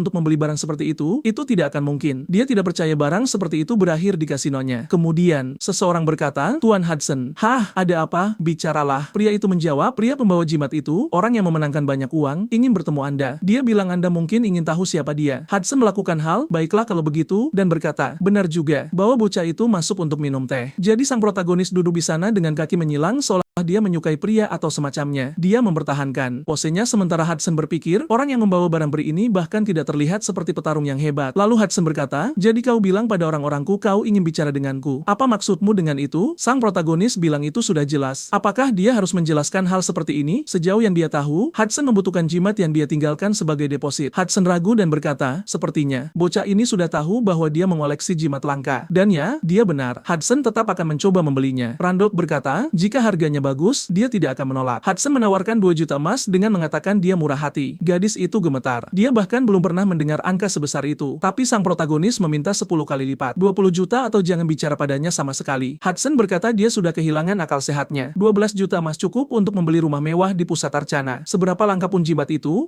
hanya digunakan untuk menempa senjata. Jadi tidak senilai itu. Randolph berkata, mungkin itu tidak bernilai bagiku, tapi aku tahu itu sangat berharga bagimu. Tapi Hudson menolak dengan mengatakan itu hanya barang hobi dan dia tidak punya uang sebanyak itu untuk dibuang. Namun bocah itu tahu rahasianya dan berkata, sejauh yang ku tahu, air mata peri bukan sekadar jimat bagimu. Itu adalah apa yang kau butuhkan untuk masuk ke Dewan Kota. Karena syarat minimumnya adalah mencapai level 10. Tapi untuk mencapai level itu, orang harus menggunakan kekuatan mereka sendiri. Dan bagimu, karena kau bukan kelas petarung, itu adalah dinding yang mustahil. Itulah mengapa kau membutuhkan item yang menciptakan efek menghapus syarat level minimum untuk menggunakan peralatan tertentu. Dan item peri itu persis seperti itu. Dengan itu, kau bisa memakai barang di atas levelmu dan menutupi kekurangan statistikmu. Dan dengan cara itu, kau akhirnya akan diakui oleh keluarga tunanganmu, Serengeti. Sang protagonis tahu segalanya. Serengeti adalah gadis Parmalat lain, kau bisa melihatnya dari jauh. Dan tampaknya, dia memimpin 500 ksatria putih. Gadis yang begitu baik hingga dia mengorbankan kedua kakinya untuk membantu bocah itu memburu Raja Iblis. Saat sang protagonis berada di Pangram, dia melihatnya seperti permainan. Dia tidak peduli. Tapi sekarang dia sadar mungkin NPC dalam game itu adalah orang-orang dari dunia lain. Dan apa yang terjadi adalah dunia-dunia itu mulai terhubung. Hal itu membuat kata-kata terakhir Serengeti kembali kepadanya. Dia memintanya untuk memberikan jimat kepada seseorang. Quest mengatakan orang itu membawa foto suaminya, Hudson. Dia bingung. Sejauh yang dia tahu, wanita itu bahkan tidak punya suami. Omong kosong macam apa itu? Dan sekarang sang protagonis menghubungkannya. Serengeti tidak punya suami di cerita asli. Satu-satunya cara dia bisa berubah sebagai NPC adalah jika ada pemain lain yang bertemu dengannya. Artinya, mungkin Hudson adalah seorang pemain dan sekarang dia shock. Sang protagonis yakin Hudson pasti orang yang tiba di dunia ini jauh sebelum dirinya. Itu menjadikannya target sempurna untuk memeras banyak banyak informasi tentang cara kerja segalanya. Hudson jelas ingin tahu bagaimana dia tahu semua itu, dan bocah itu bilang, bintang-bintang memberitahunya. Hudson bertanya apakah dia seorang pembawa bintang dan protagonis menjawab, ya. Tapi jika Hudson tidak mau membayar 20 juta, dia hanya perlu menerima satu syarat sederhana. Hudson, bingung, bertanya apa itu. Bocah itu menyuruhnya menceritakan seluruh kisah hidupnya, dan dia akan memutuskan apakah bintang-bintang akan membantunya. Hudson duduk di sana tidak mengerti. Orang ini ingin kisah hidupku, sementara sang protagonis berpikir dia tidak peduli dengan kehidupan orang ini. Dia ingin tahu segalanya tentang game tersebut. Selain itu, ada risiko karena ada kelas NPC di game ini yang disebut pemburu yang benar-benar berkeliling membunuh semua pemain. Karena kelas bintang itu langka, Hudson mungkin berpikir dia berpura-pura. Tapi bocah itu yakin Hudson akan menerima karena Serengeti jauh lebih berharga daripada sekadar NPC biasa. Jadi Hudson berkata, baiklah, dia akan menceritakan kisah hidupnya. Dan semuanya dimulai dengan tunangannya. Karena semua yang ingin dia capai terikat padanya. Dia berkata Serengeti adalah ksatria pemberani yang ikut serta dalam ekspedisi ke dunia Raja Iblis bersama 8 pahlawan. Sang protagonis berkata, tunggu, apakah kau membicarakan ekspedisi di mana Ilian tewas? Dan Hudson berkata, ya, pria yang menjadi pemimpin ekspedisi besar itu. Yang kudengar adalah ada semacam pertarungan internal yang akhirnya membuat ekspedisi itu gagal. Sang protagonis agak bingung. Tunggu, siapa yang menceritakan ini? Ini tidak ada hubungannya dengan dia. Jadi dia bertanya, apakah kau tahu siapa 8 pahlawan itu? Dan pria itu menjawab, tentu saja dia tahu. Setiap dari mereka adalah sosok legendaris. Salah satunya, contohnya, adalah yang terkuat kedua, dikenal sebagai Gracia, yang pada saat itu sedang menonton berita tentang karakter utama kita. Seseorang di belakangnya berkata dia berhasil mendapatkan wawancara dengan Kim Hana, wanita Korea yang dia minta. Tapi dia ingin tahu kenapa dia harus pergi jauh-jauh ke Korea. Akan lebih mudah membawa orang-orang itu ke sana. Terutama karena orang-orang di Amerika Serikat ingin dia tetap berada di dekat mereka kalau-kalau ada serangan monster. Tapi Gracia berkata, tidak, dia punya firasat orang di video itu adalah teman yang sudah lama dia cari. Jadi, langit biru, dan karakter utama kembali ke kota, tapi dia tidak terlihat terlalu bersemangat. Gadis TV muda, Nona Hana, bertanya apakah dia tidak suka daging. Dia bilang, bukan begitu, dia hanya kelelahan. Sebenarnya, itu karena Hudson terjaga sepanjang malam menangis dan berbicara, menceritakan kisah-kisah, dan dia hanya duduk di sana mendengarkan dan mendengarkan. Isabel yang malang hampir tertidur sambil berdiri. Bocah itu bersikap sopan, bertanya pada Hana apakah benar-benar boleh baginya untuk makan di sana karena makanannya terlihat agak mahal. Tapi dia bilang, jelas, kau menyelamatkan hidupku. Makan saja dan jangan terlalu banyak berpikir. Kemudian dia menoleh dan melihat sesuatu yang aneh. Sial, ada tatapan kosong di wajah karakter utama. Pertama kali aku melihat cerita aksi melakukan adegan restoran klasik seperti ini. Ini wajib ada. Dan dia duduk di sana kesal dengan pria baru saat ini. Karakter utama mengenali pria itu sebagai pria yang sering dia unggah di media sosial sebelumnya. Dia bahkan bertanya, apakah pacar barumu ini tahu kau sudah mengejarku? Dan itu berani dan kebetulan yang gila bahwa dia ada di sana sekarang. Hana menawarkan untuk pergi jika dia merasa tidak nyaman, tapi dia memasukkan daging ke mulutnya dan mengatakan itu tidak masalah. Dia tidak punya hubungan dengan gadis itu lagi. Kemudian seseorang bertanya, apakah kau Park Hyung Min? Itu pria di belakang mereka. Yang berkata, sepertinya kau mengikuti Seo Yun. Berhentilah mengganggunya. Kalian berdua sudah putus, dasar pecundang tak tahu malu. Karakter utama bingung. Tunggu, apa kau pikir aku mengikutinya? Dan pria itu berkata dia tahu persis siapa dia. Pecundang cengeng menyedihkan yang terus mengejarnya. Dan dia bahkan pergi mengganggunya di kafe. Karakter utama bingung. Sejauh yang dia ingat, gadis itulah yang terus mengganggunya. Tapi dia mengerti apa yang terjadi. Tipe wanita sok ibu-ibu itu hanya menatapnya. Dan pacar baru itu mengatakan jika karakter utama mengikutinya sekali lagi, dia akan mati karena dia sampah dan tidak berharga. Ya, tentu saja. Kemudian Hana berdiri. Mari kita lihat apa yang akan dilakukan bocah itu dalam situasi penghinaan publik ini. Semua orang menatap, mencoba, mencari tahu apa yang terjadi. Dan kemudian pria itu tiba-tiba melemparkan uang ke wajahnya dengan mengatakan dia pasti bajingan yang disewa oleh karakter utama. Dan sekarang dia akan menyuapnya darinya. Tidak, dia benar-benar melakukannya. Pria kita masih belum melakukan apapun. Hanalah yang maju dan menampar wajah pria itu dengan menyebutnya gila. Dia menjawab agar dia lebih baik menyiapkan rahangnya karena dia yang memukul. Duluan, dia maju untuk memukulnya seolah dia akan benar-benar menghajarnya. Tapi pria kita hanya mengaitkan kakinya di belakang kaki pria itu, dan pria itu jatuh ke lantai seperti orang bodoh. Dan dia menyuruhnya untuk tetap di bawah karena dia juga tidak polos dalam hal ini. Pria itu berubah marah mulai berbicara kasar. Tapi pria kita sudah meletakkan tangannya di wajahnya, memotong ucapannya, lalu menciumnya. Dia di bawah sana mencicipi lantai. Ya Tuhan, ini memalukan. Jinwo, bangun. Ini mengerikan. Bagaimana bisa kau dipermalukan oleh sampah ini? Aku tidak bisa bangun. Dan kemudian sial, dia akan mengeluarkan sesuatu yang berbahaya dari sakunya. Dia mengacau dengan orang yang salah. Dia akan mengaktifkan kekuatan pemain. Karakter utama mengenali cahayanya. Semua orang bingung. Pria itu adalah pahlawan dimensi. Dan kemudian dia mencengkeram leher karakter utama. Sekarang gawat, situasi macam apa ini? Dan dia membantingnya ke tanah seolah dia sampah. Tapi bukannya shock, karakter utama terbaring di sana sambil berpikir, apakah orang ini pemain? Lalu kenapa rasanya dia tidak merasakan apa-apa? Dia melihat pria itu berubah, jadi dia utuh. Apakah pria ini menurunkannya dengan lembut? Karakter utama melihat dia adalah kelas Lancer level 4. Di Pangea, ada 10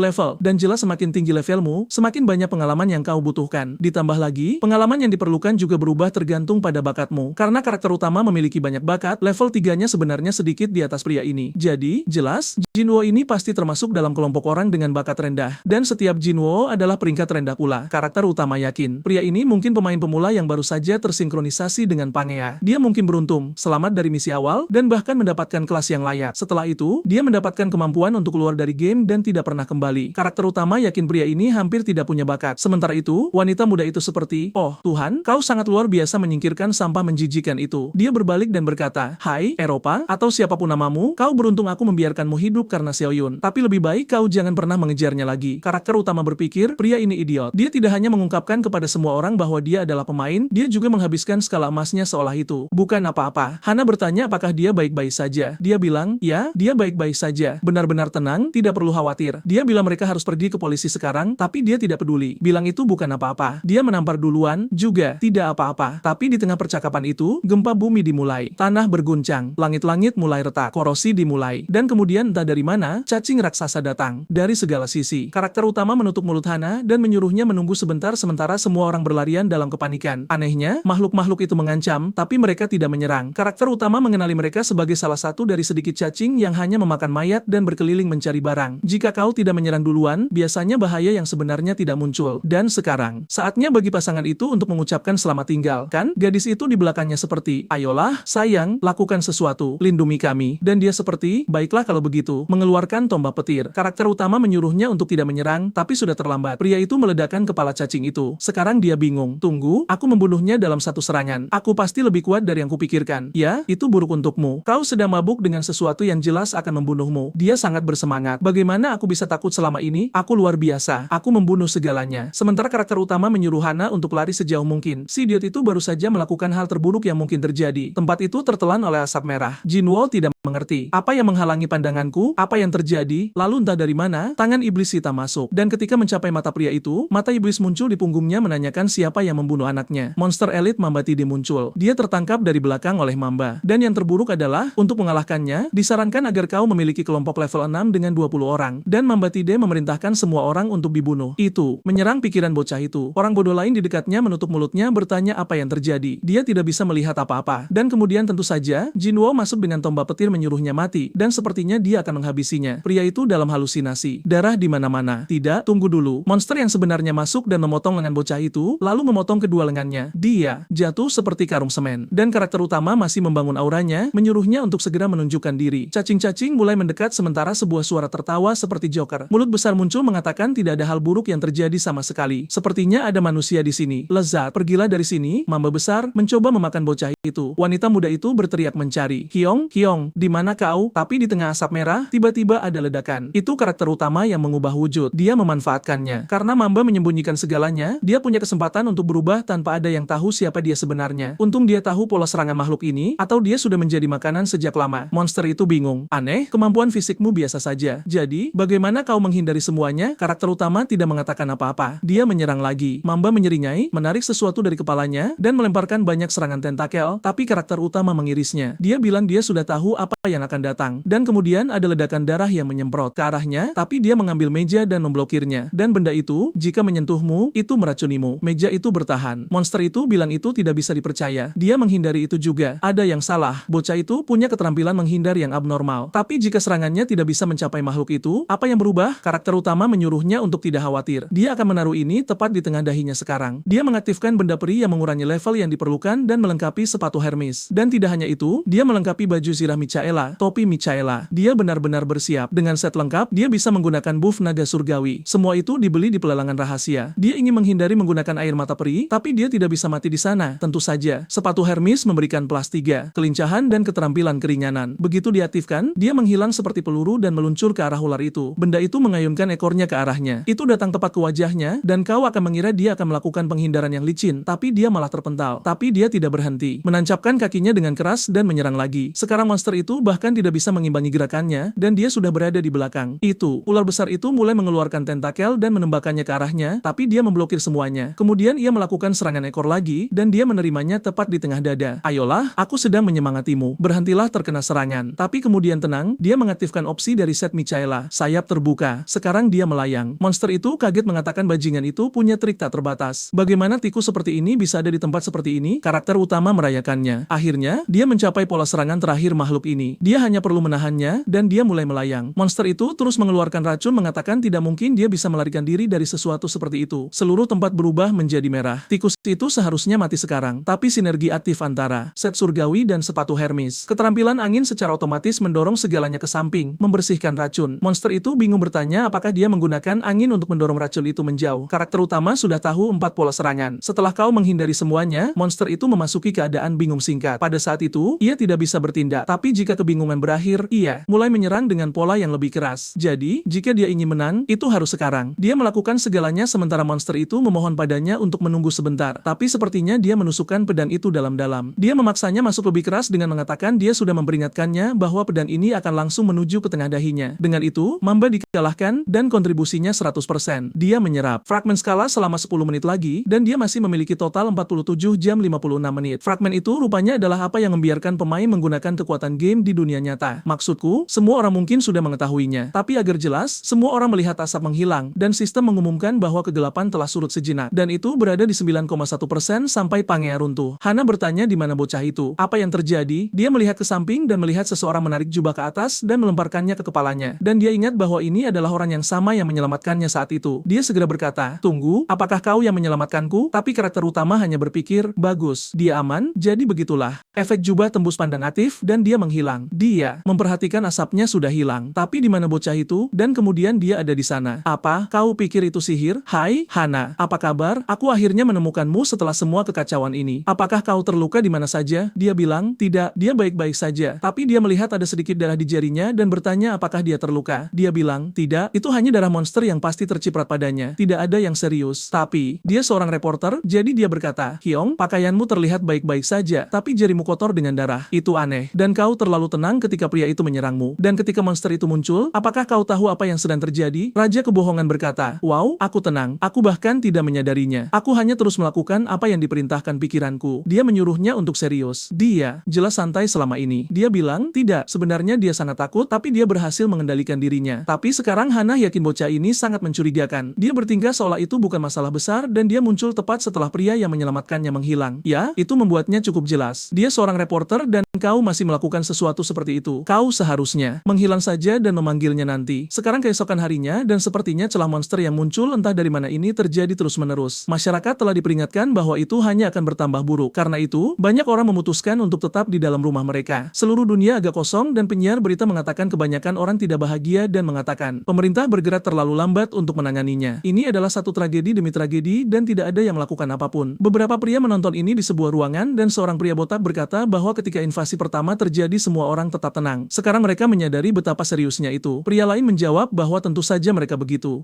Hanya orang-orang yang diserang monster mulai mengerti betapa nyatanya ini. Dan gadis di telepon berkata bahwa pada awalnya responsnya lambat karena itu adalah sesuatu yang benar-benar bertentangan dengan akal sehat. Tapi sekarang semua orang akhirnya menyadari invasi ini akan terus terjadi. Pria lain memotong dan berkata, "Ya, dan itulah mengapa ini adalah kesempatan sempurna bagi mereka untuk meluncurkan aliansinya." Itu Partai Wu. Gadis di telepon berkata bahwa saat ini semua orang pasti putus asa untuk merekrut bakat. Dia menonton videonya dan sepertinya pria itu membunuh Mamba sendirian. Mungkin dia adalah Randolph, orang yang mendapat peringkat pertama dalam misi utama. Pria di belakang berkata, "Ya, tapi jika Randolph menyelesaikan quest 2, bagaimana dia bisa melengkapi sepatu Hermes?" Seseorang lain berkata dia mungkin menggunakan jimat. Tapi detail sampingan, mereka membutuhkan orang ini, terutama karena pria ini terus menghilang karena alasan aneh. Ada kemungkinan Randolph ini adalah hantu yang sebenarnya. Dan jelas apapun yang terjadi, dia harus bergabung dengan aliansi mereka dan bukan yang lain. Itu satu-satunya cara untuk menghentikan celah yang akan datang. Beralih ke Hudson yang malang karena protagonis menggunakan tetesan peri yang dimiliki Hudson. "Hudson, ingin tahu, kau bajingan. Bukankah kau bilang akan menjualnya padaku? Bagaimana kau akhirnya menggunakan sesuatu seperti itu?" Protagonis berkata, "Apa? Aku bilang aku akan membantumu. Aku tidak pernah bilang aku akan memberimu item spesifik itu. Dan kau tidak butuh jimat itu untuk mencapai tujuanmu. Aku menyingkirkannya karena sekarang kau setidaknya menyingkirkan harapan kecil yang menyedihkan itu juga." Protagonis marah. Dia tidak mau mengakui dia membutuhkannya untuk mengalahkan Paman Mamba. Tapi mendengar itu, Hudson bertanya apakah maksudnya ada cara lain. Protagonis hanya menyuruhnya untuk mengikuti dan mempercayainya dan bahwa dia akan memberinya alasan untuk itu. Adegan Adegan beralih ke bagian bawah tanah kota. Ya, selokan. Dan Hudson bertanya, mengapa kita di sini? Apa yang kita lakukan? Protagonis bilang mereka ada di sana untuk mencuci kecurigaan Hudson. Juga, dia perlu membuat jalan ke Arcana karena buku teleportasi yang dia dapatkan dari Dramot nyaman tapi menyebalkan karena dia harus terus meningkatkan level eksplorasinya. Dia hanya bisa pergi ke tempat-tempat yang sudah dia jelajahi. Jadi dia pada dasarnya harus terus berkeliling dunia. Karena itu tidak mungkin untuk saat ini, dia harus puas dengan menjelajahi ruang bawah tanah selokan. Hudson bingung. Tunggu, kau pikir kita akan masuk ke ruang bawah tanah selokan hanya dengan kita bertiga? Kau tahu ada monster tikus di bawah sana, kan? Ratatouille dan seluruh krunya menunggu kita. Protagonis bilang dia tahu. Saat dia ditatap oleh benda besar mirip Splinter ini, Monster Raid muncul yang dikenal sebagai tikus mutan. Level 8. Serius? Aku tidak mengerti. Game ini hanya sampai level 10, tapi kenapa setiap monster hampir mencapai level itu? Monster itu menatap tajam ke arah mereka. Baru kali ini aku melihat tikus kecil dengan urat di kakinya. Kecepatannya mencapai 100 mil per jam. Aku bahkan tidak tahu apakah itu berbahaya atau tidak. Tikus besar itu bergerak zigzag ke sana kemari dan Hudson menyadari bahwa dengan kecepatan seperti itu, dia tidak punya peluang untuk memblokirnya. Tapi sang protagonis justru memanggil Isabella yang sudah memegang pisaunya. Tiba-tiba dia menyebutkan posisi jam dan Isabella melesat seperti peluru tepat ke mata monster itu dan membelahnya. Baiklah kalau begitu, biarkan anak itu bekerja. Sang protagonis berpikir tidak mengherankan jika dia membawanya. Levelnya lebih tinggi dari kebanyakan orang dan dia memiliki kemampuan tempur yang hebat. Hudson masih belum mengerti dan sang protagonis mengatakan bahwa apapun yang terjadi, dia akan menepati janji yang dibuatnya. Jadi jangan meragukannya. Jika dia bilang akan melakukannya, maka itu akan terlaksana. Ya, tentu saja. Semua orang di sini sudah tahu kau adalah penipu ulung. Kau telah membohongi hampir semua orang di kota ini. Bab selanjutnya, beberapa orang membicarakan bagaimana mereka memeriksa kamera dan tidak menemukan informasi apapun. Salah satu dari mereka menggaruk kepalanya dan berkata, apa-apaan ini? Apakah ini cerita hantu? Orang ini adalah seorang pahlawan, si Anjang. Pria di belakangnya bertanya, bukankah lebih baik jika kita menemukan Jinwo lagi? Dia menjawab, tidak, orang itu sudah habis. Tunggu, Jinwo masih hidup? Bukankah protagonis kita memotong lengannya? Ya, kawan, itu brutal sekali. Lihat dia di rumah sakit. Dia sudah seperti karung semen. Sang protagonis benar-benar menghancurkannya. Salah satu dari mereka bertanya tentang Kim Hana. Dia tampak seperti mengetahui sesuatu. Tapi temannya berkata untuk saat ini mereka tidak boleh mengganggunya karena dia bisa menimbulkan masalah. Pria lainnya bertanya mengapa. Dia menjawab, kau tidak tahu Gracia melindungi Kim Hana? Dia adalah bagian dari alasan mengapa semua orang di Korea merasa tegang. Pria itu datang dari Amerika Serikat untuk diwawancarai olehnya karena suatu alasan. Dan di sanalah mereka, banyak kamera dan pria yang berdiri di depannya memperkenalkan diri, mengatakan bahwa itu adalah suatu kehormatan untuk bertemu dengan reporter terkenal Korea, Kim Hana. Dalam percakapan antara dua orang bodoh itu, salah satunya berkata, apa? Apakah dia jatuh cinta atau bagaimana? Apa yang terjadi? Yang lain menjawab, mana aku tahu? Aku tidak mengerti mengapa Gracia melakukan perjalanan jauh melintasi dunia untuk berbicara dengannya. Jelas sekali dia juga mati penasaran, mencoba mencari tahu alasannya. Tapi untuk saat ini lebih baik menjauh darinya. Kebanyakan orang yang menghalangi jalan Gracia dengan cara apapun akan langsung dilenyapkan. Adegan berpindah ke seorang anak yang babak belur di dinding bertanya, apa yang kau lakukan? Membunuh pemain dilarang di dunia nyata. Pria itu berkata itu tidak dilarang. Siapa yang memutuskan itu? Dengar saja apa yang dia katakan. Anak itu menyuruhnya mengingat bahwa Gracia menyuruh semua orang bersiap untuk invasi. Jelas semakin banyak pemain yang mati, situasinya akan semakin buruk. Pria itu menutup mulutnya dan berkata itu sudah cukup. Jika dia sangat ingin berbicara dengan Gracia, dia bisa pergi meminta bantuan. Lalu dia menggigit lehernya. Darah menyemprot dan dia berjalan pergi sementara sistem mengatakan dia telah terdaftar sebagai salah satu peringkat teratas untuk mendapatkan sebuah kelas. Berkat pembantaian pemain tersebut, dia mendapatkan akses ke lelang rahasia. Pria berkerudung itu menghilang dengan keyakinan bahwa Hantom, sialan itu adalah Randolph yang berarti dia akan menantang quest utama tanpa ragu. Dan jika dia menunggu anak itu di tempat tertentu, dijamin dia akan muncul dan terbunuh. Adegan berpindah ke gurun di mana seekor makhluk besar menghentak dan di sana mereka muncul lagi, jagoan kita dan si bocah. Dia bilang mereka beruntung. Rencana awalnya hanya untuk mendaftarkan poin Dumyeon Tikus. Tapi ketika dia membunuh monster itu, mereka mendapatkan RAT Core, material mutan dengan sifat memperkuat jiwa tipe binatang. Dan itulah yang dia gunakan untuk mengevolusikan naga tingkat tinggi. Lalu sang protagonis bertanya pada Hudson, apakah kau sudah menangani masalah di kasino? Hudson menjawab, aku sudah mengatur semuanya seperti yang kau katakan. Menyebalkan sekali aku harus menjauh dari bisnis sekarang, tapi ini semua demi Mary Serengeti. Dan jika aku tidak menyerahkan kasino itu kepada seseorang saat aku pergi, tempat itu akan diserang. Tapi sebenarnya yang meyakinkannya adalah pertarungan melawan tikus itu. Dia menyadari sang protagonis seolah tahu semua yang akan dilakukan monster itu. Kesempatan untuk bernegosiasi dengan orang seperti itu sangatlah langka. Dan sang protagonis ada di sana di samping Parmalat berkata, bagus, sekarang dengan uang ini mereka tidak perlu khawatir. Hudson ingin tahu kemana mereka pergi dan dia menjawab mereka akan mengambil mahakarya yang akan menjamin keinginan Hudson. Tidak hanya itu juga tempat di mana quest utama ketiga dimulai. Mereka pergi ke Menara Roh. Di sebuah hutan, ketiganya berjalan bersama. Hudson berkomentar bahwa tempat itu terlihat normal saja dan sang protagonis mengatakan itu adalah pintu masuk ke Menara Roh. Jadi dia lebih baik berhati-hati karena disinilah roh-roh lahir dan juga tempat mereka membuka jalan ke alam roh untuk sementara. Melewati jalur itu saat senja adalah satu-satunya cara untuk sampai ke sana. Tapi pohon ini di sini sudah mati sejak lama. Bukan hanya pohon ini, seluruh hutan sedang sekarat dan sepertinya sudah lama tidak ada roh yang lahir di sana. Ini bukan metode terbaik, tapi mereka tidak punya pilihan. Hudson bertanya mengapa anak itu mengeluarkan pedangnya, ingin tahu apa yang akan dia lakukan. Dan sang protagonis mengayunkan pedangnya sekali dan membelah pohon itu menjadi dua. Seluruh hutan berguncang. Dua orang di belakangnya merasa bingung, tapi sesuatu datang dari atas. Sebuah tangan melemparkan sesuatu ke arah Hudson, tapi Isabella mencegatnya. Tetap saja, dia mengalami momen buruk. Dia juga berdarah. Seorang pria dengan kaki kuda berkata wanita manusia itu tidak buruk sama sekali. Seorang druid tingkat tinggi, penguasa hutan ini. Hudson jelas tidak tahu apa itu karena dia berdiri di sana dengan syok sambil berteriak. Dan sang druid berkata, aku mengira kalian hanyalah pengelana yang tersesat dan aku akan membiarkan kalian lewat. Tapi kalian malah menebang pohon roh. Sepertinya manusia tidak lagi takut dengan apa yang terjadi di sini. Ada sekitar 40 pria setengah kuda level 7 yang menatap mereka dengan tajam. Isabella yakin jika mereka semua menyerbu, mereka tidak akan punya peluang sama sekali. Dan kemudian si tangguh itu maju berkata, jangan lampiaskan pada mereka. Jika aku yang menebang pohon itu, lagi pula, jika aku tidak melakukannya, kau tidak akan muncul. Sang master berkata dia sudah gila. Sang protagonis berkata, ayo, turunlah ke sini. Aku ingin bicara. Pria itu menolak sampai sang protagonis bertanya apakah dia benar-benar ingin melihat hutan ini mati seperti ini. Itu membuatnya terkejut dan dia bertanya apa yang dia bicarakan. Sang protagonis berkata dia ada di sini untuk menghidupkan kembali hutan ini karena dia tidak melihat satupun roh yang memberi kehidupan di tempat ini. Dan jika tidak ada yang lahir di sini, maka sang master seharusnya tahu lebih baik dari siapapun bahwa tidak akan lama lagi tempat ini akan menghilang. Jika dia membuka gerbang ke Menara Roh, dia akan menyerahkan roh hutan ke tempat itu. Druid itu menyuruhnya berhenti mengada-ada. Portal roh adalah tempat yang hanya bisa dimasuki oleh mereka yang terpilih. Bagaimana mungkin orang kotor sepertinya memiliki izin untuk itu? Sang protagonis tahu kenyataannya adalah untuk memasuki Menara Roh, kau butuh banyak bakat dan harus menyelesaikan banyak quest. Jumlah pemain yang mencapai bagian game ini bisa dihitung dengan jari. Dan dengan level Randolph saat ini, masuk ke sana pada dasarnya adalah mimpi. Tapi dia menyuruh pria itu diam dan membuka gerbangnya karena dia memiliki sifat rahasia, Druid Affinity, dan dia bersumpah akan bertanggung jawab untuk menyelamatkan hutan ini. Sang master masih belum benar-benar percaya padanya, bertanya apakah dia serius mengatakan akan menyelamatkan tempat ini. Semua orang mengumpat, mengatakan dia adalah pembohong kotor dan yang dia butuhkan adalah kematian. Orang-orang di sekeliling berteriak untuk membunuh mereka, mengatakan akan menghujani serangan. Sang master menatap dengan tenang sampai tiba-tiba seseorang mengangkat tangan dan menyuruh mereka berhenti. Para manusia setengah kuda itu terkejut. Ternyata itu adalah sang master. Dia melangkah maju berhadapan dengan sang protagonis dan berkata sebaiknya dia menepati janji itu. Sang protagonis berkata dia bisa yakin karena dia tidak pernah ingkar janji. Sayangnya, aku tidak bisa membelamu soal itu. Kau terlalu banyak berbohong. Tapi, sang master berkata dia hanya mengizinkannya karena dia ingin melihatnya gagal dan kemudian membunuhnya setelah itu. Jadi begitulah. Ayo, ikuti aku. Mereka sampai di tumpukan batu dan sang master berkata bahwa dengan hutan yang sekarat, ini adalah satu-satunya cara untuk membuka gerbang ke menara. Gunakan mayat roh batu. Dan anak itu harus tahu bahwa jika dia gagal, dia akan menjadi nutrisi bagi hutan ini. Segera, Randolph mengatakan itu tidak adil. Bagaimana jika dia menang? Apa yang dia dapatkan? Sang master berkata hadiah yang layak untuk itu. Kemudian quest muncul. Kembalikan roh hutan dan terima gelar sahabat para druid. Jika gagal, kehilangan 30 kehormatan dan memulai perang melawan hutan. Sang master menyuruhnya bersiap, merentangkan tangannya dan berkata gerbang sekarang akan dibuka. Cahaya kilat yang membutakan. Semua orang buta menutupi wajah mereka dan portal menuju menara tercipta. Hanya mereka yang memiliki izin yang bisa lewat. Sepertinya trio kecil itu berhasil lewat, ya? Karena Randolph sudah berada di sisi lain. Dia bertanya pada sang protagonis apakah mereka sudah berada di menara roh dan sang protagonis berkata, tidak, mereka ada di dalam portal yang menuju ke menara. Tapi untuk melewati titik itu, kau harus mendapatkan izin dari seseorang. Dan kemudian bola api kecil ini muncul mengenakan topi. Randolph yakin itu adalah roh. Seperti, apakah dia seharusnya mengambilnya dan membawanya ke hutan? Dia pikir itu terlalu lucu, tapi sang protagonis bilang tidak. Dia berjalan mendekati makhluk itu. Makhluk itu memperhatikannya sejenak dan berkata ia bisa merasakan aura seorang druid. Dia telah diberikan izin. Ya, jelas karena sifatnya. Si biji api bertanya apakah orang-orang di belakangnya adalah teman-temannya dan dia menjawab ya. Makhluk itu bertanya apakah dia akan mempercayakan nyawanya kepada mereka dan dia menjawab ya lagi. Dia terlalu mempercayai mereka. Jadi sang roh berkata ia akan membiarkan semua orang masuk, tapi masing-masing dari mereka harus menghadapi ujian mereka sendiri. Sementara Parmala di sana mengatakan dia akan segera kembali. Hudson yang malang, sedang ketakutan setengah mati. Roh itu berkata waktu bergerak secara berbeda di menara dibandingkan di dunia nyata. Jadi mereka tidak perlu terburu-buru. Yang ia inginkan hanyalah mengucapkan semoga beruntung bagi para druid. Wah, aku suka bagian menara yang bagus. Mari kita mendaki beberapa lantai seperti Sum Jinwo. Dan sang protagonis segera berlari ke gerbang lubang besar pertama. Dia berkata sudah lama sekali sejak dia datang ke tempat ini, dan melihat pintunya, dia tidak tahu apa ujiannya. Ya ampun, hanya untuk mulai memasuki menara saja kau harus lulus ujian. Dan ujian itu berbentuk berbeda tergantung pada afinitas elemen orang tersebut. Dia ingat bahwa gadis susu itu memiliki afinitas angin. Jadi itulah ujiannya. Dan Hudson dengan afinitas air mungkin akan mendapatkan yang itu. Tapi di depannya ada pintu untuk ujian yang terikat pada beberapa elemen yang belum pernah dia lihat. Mungkin karena Randolph adalah karakter dengan afinitas untuk semua elemen. Kemudian patung itu membuka matanya dan berkata luar biasa. Makhluk dengan semua afinitas, air dan api, cahaya dan kegelapan. Kau memiliki elemen yang seharusnya tidak bisa berdampingan. Mungkin karena elemen kehampaan yang bisa menampung segalanya. Tapi itu terlalu kompleks untuk disebut sebagai elemen sederhana. Anak itu pada dasarnya adalah perwujudan dari kekacauan. Dan itulah mengapa dia harus menghadapi tantangan kekacauan. Dan karena dia akan menjalani ujian yang belum pernah dilakukan sebelumnya, dia lebih baik berhati-hati. Karena jika dia tertelan dalam ujian kekacauan, tidak ada jalan kembali. Sang protagonis tidak peduli dengan peringatan itu. Dia masuk dan berakhir di ruangan kosong. Faker, Deep Web, kita berkata bahwa selama 5 tahun terakhir dia bermain Pangaea setiap hari dan dia pastilah orang dengan jam terbang terbanyak. Dia tahu lebih banyak tentang dunia ini daripada siapapun. Tapi bahkan dia pun tidak tahu segalanya. Karena ini adalah game yang terkenal memiliki banyak tempat yang tidak diketahui. Dan ketika kau memasuki salah satunya, tidak ada apapun kecuali misteri. Dan itulah alasan mengapa dia menyukai game ini. Dia mendengar monster itu berkata ini adalah pertama kalinya. Siapapun masuk. Jadi sekali lagi, dia akan menjadi orang pertama yang menyelesaikannya juga. Tapi di depannya ada seseorang yang berdiri membelakanginya, berambut putih, yang berbalik dan menatapnya tajam. Itu adalah Wilhelm, karakter yang dia ciptakan sendiri. Bagaimanapun, sebelum dia bisa mengatakan apapun, pria itu sudah menyodorkan pedang besar ke wajahnya. Boom, hampir saja lehernya putus. Tapi si bocah merunduk. Pada detik terakhir, dia terkejut karena harus mengalahkan Wilhelm dalam situasi seperti ini. Dia mencoba menusuk yang hampir mengenai jubahnya, tapi sepertinya monster itu berhasil menjatuhkan pedang dari tangannya dan turun dengan tebasan dari atas kepala. Sang protagonis yakin siapapun yang merancang ini membuatnya agar tidak ada yang bisa menang. Bab berakhir di sana, tapi di bab selanjutnya pedang itu tertancap di tanah. Dia sudah melengkapi set Michaela dan Hermeses dan dia menahan serangan pedang itu dengan lengannya. Satu hal yang dia yakini, jika itu tidak membelah lengannya menjadi dua, maka meskipun terlihat seperti Wilhelm, statistiknya lebih dekat ke Randolph. Set Michaela memicu combo yang menghasilkan badai angin dan dia yakin ini hanyalah tiruannya mirip. Jadi dia punya peluang. Dia mengirim. Sayapnya mendorong benda itu mundur. Wilhelm menghantam dinding tapi bangkit kembali dengan cepat. Dan sang protagonis sudah menyerang dengan tusukan lain. Lihat koreografinya. Dia menendang batu besar yang mengenai dagu sang protagonis. Pada saat yang sama, dia memutar lehernya dan menghindari serangan pedang. Dan Wilhelm bertanya apakah dia datang ke sana untuk merebut kembali kejayaan lama yang pernah dia miliki. Lalu dia mendaratkan. Luka lain di paha sambil berkata itu tidak akan mungkin terjadi. Tapi sang protagonis menjambar rambutnya dan berkata bajingan palsu sepertinya tidak berhak bicara seperti itu. Dan kemudian dia merobek tenggorokannya. Sial, aku pikir itu akan jauh lebih intens dari itu. Dia mengeluarkan botol ramuan kecil dan menyembuhkan diri. Ya, kau harus ingat ini hanyalah ujian untuk memasuki menara. Dan sang protagonis merasa lega karena dengan uang yang dia dapatkan dari Hudson dia membeli banyak ramuan karena ini tidak akan mudah. Kemudian adegan berpindah ke dunia nyata. Kita bersama Hana yang baru saja menyelesaikan wawancara dengan Gracia. Dia berterima kasih padanya dan Gracia berkata tidak apa-apa. Sekarang setelah selesai, dia memiliki permintaan pribadi untuknya dan Hana ingin tahu apa itu. Sayang, apa itu? Dia berkata itu sederhana. Pria yang Hana sebutkan dalam artikel itu, Gracia ingin Hana menceritakan semua yang diketahuinya tentang pria itu, setiap detail tanpa ada yang terlewatkan. Sayang, sebaiknya kau katakan bahwa psikopat ini sedang membunuh orang. Berbicara tentang orang mati, ada sekumpulan singa yang hancur di tanah. Sang protagonis telah berputar dan membunuh mereka semua. Dia bertanya-tanya sudah berapa lama waktu berlalu. Dia yakin sudah setidaknya 100 jam dan dia mulai merasa lelah. Dia beruntung setelah yang terakhir dia bunuh, tidak ada hal lain yang muncul. Dan di atas semua itu, sepertinya tidak ada tempat lain untuk bidaki. Jadi ini pasti lantai terakhir. Akan sangat menyenangkan jika jendela kecil muncul mengatakan dia telah menyelesaikan semuanya. Tapi tiba-tiba mayat-mayat itu mulai larut. Energinya menyatu membentuk sebuah mulut kecil yang melayang dan berkata aneh sekali kekacauan tidak berhasil. Apakah dia manusia atau dia seorang druid? Aneh sekali seseorang bisa sampai sejauh itu. Sang protagonis mengenalinya sebagai roh kekacauan dan berkata jika kau muncul, itu berarti aku sudah menyelesaikan ini. Tapi benda itu membuka mulutnya dan mulai terbang berkeliling sambil menertawakannya seperti Joker. Mengatakan lucu sekali dia benar-benar berpikir sudah selesai. Ujian menara. Bahkan belum dimulai. Melewati penghalang itu adalah tempat di mana segala sesuatunya akhirnya akan benar-benar dimulai. Tapi anak itu sudah kelelahan hanya karena sampai di sana. Apakah dia benar-benar akan mampu menyelesaikannya? Dia harus tahu ujian ini dibuat agar dia tidak bisa lulus. Karena tepat setelah penghalang itu ada ratusan, tidak ribuan tiruan yang menunggunya. Dia harus menyerah sekarang tenang, dia tidak akan pernah menyelesaikan menara ini. Tapi, sang protagonis terus berjalan maju tanpa menjawab sementara benda itu terus mengoceh. Menyerahlah kau anak bajingan. Roh kekacauan kecil itu menyebalkan juga. Dia tidak mau diam. Sang protagonis tahu hadiah di tempat ini tergantung pada ujian yang kau ambil. Dalam ujian api, kau mendapatkan roh api dan $1.000.000. Jika kau tahu roh apa yang kau dapatkan dalam ujian angin, jadi apa yang akan dia dapatkan? Secara teori telur roh sudah sangat langka. Kelas manapun akan menjadi hadiah yang sangat langka yang akan membuat orang iri. Tapi bagaimana jika dia mendapatkan roh kekacauan? Dia terus berjalan sementara dari kejauhan benda itu berkata ini kesempatan terakhirnya dan dia akan menyesal. Sang protagonis menjawab, kau sudah memperjelas ada puluhan ribu dari mereka yang kulawan di sini. Mungkin sulit, aku mungkin sudah menggunakan semua ramuanku. Tapi berkat pertarungan pertama itu, aku sudah menghafal polanya dan ini menjadi mudah. Aku bahkan tidak butuh ramuan apapun untuk mengalahkan ini. Jika ada ribuan, aku hanya perlu mengulangi pola yang sama ribuan kali. Roh itu terlihat seperti emoji dan tersenyum berkata ia tidak menyangka si bodoh itu akan menerima tantangan untuk alasan konyol seperti itu. Tapi itu adalah tipe orang bodoh yang sebenarnya ia sukai. Ketika dia menyeberang, dia menemukan dirinya kembali ke tempat sebelumnya. Kau telah naik ke puncak menara dan menyelesaikan misi. Jadi benda itu tadi hanya menjahilinya untuk menguji apakah dia akan menyerah. Kemudian roh api kecil muncul dan mengucapkan selamat padanya sambil berkata dia adalah seorang pembohong bersama dengan semua teman-temannya. Sang protagonis bertanya apakah seluruh ucapan soal ujian baru saja dimulai. Itu adalah bohong. Roh itu menjawab ya, jika dia menerima apa yang dikatakan kekacauan dan mungkin membentuk kontrak dengannya di sana, dia akan terjebak selamanya. Dia hanya menang karena dia terus melangkah maju. Anak itu marah, tentu saja, tapi roh itu menyuruhnya mengulurkan tangan dan mengambil hadiahnya. Energi membentuk pesan, kau telah menyelesaikan menara kekacauan. Wah, anak ini serakah. Dia berpikir bahwa jika dia tidak terkejut dan hanya mendapatkan telur kekacauan, itu bukan masalah besar, tapi dia menginginkan sesuatu yang lebih baik dari itu. Tapi itulah yang dia dapatkan, sebutir telur roh kekacauan. Tapi dia tampak terkejut karena telur itu memiliki sifat celestial. Tunggu, apa? Itu kekacauan dan itu juga celestial. Campuran aneh dengan sayap malaikat kecil, huruf-hurufnya semua acak. Dan kemudian itu benar-benar berubah menjadi bola bulu. Telur roh, telur tak dikenal yang jatuh dari alam surgawi. Sang protagonis tahu barang-barang celestial adalah jenis makhluk yang hidup di langit. Tapi bagaimana itu terhubung dengan sifat-sifatnya? Mungkin dia menghabiskan semua poin itu ada hubungannya dengan ras surgawi. Dia bertanya pada roh itu, hei bola kecil, apakah kau tahu apa ini? Dan ia menjawab, selain fakta bahwa itu bukan sesuatu yang umum, aku tidak tahu. Tapi bahkan Raja Roh pun tampak tertarik padanya. Raja Roh jelas merupakan salah satu keberadaan paling kuat di dunia ini dan salah satu makhluk yang mengatur aturan di Pangaea. Jika makhluk itu tertarik, maka itu jelas memiliki nilai yang sangat besar. Dia penasaran untuk mencari tahu apa itu, tapi tidak ada cara untuk mengetahuinya. Sekarang, dia menyimpannya di inventarisnya dan memutuskan akan menetaskannya nanti. Misi nomor 3, mendaki menara telah diselesaikan dengan sukses. Seperti biasa dia memiliki keberuntungan dari konstelasi dan hadiahnya ditingkatkan. Konstelasi ini, yang sangat menantikan petualanganmu, menjilat bibirnya dengan lidahnya dan meningkatkan apa yang kau terima. Hah, apa? Bagaimana cara kerjanya? Konstelasi aneh macam apa? Itu, sang protagonis agak bingung juga. Tapi baiklah, jika konstelasi menunjukkan minat, apa yang dia dapatkan menjadi lebih baik. Itulah yang penting. Di Pangaea mereka juga seperti roh. Sebagai pemain kau tidak kehilangan apapun dengan tidak memiliki hubungan dengan mereka. Tapi kau bisa mendapatkan banyak keuntungan jika mereka mulai menyukaimu. Pesan lain mengatakan hadiahnya melampaui batas berkat konstelasi dan dia bisa memilih 2 dari 20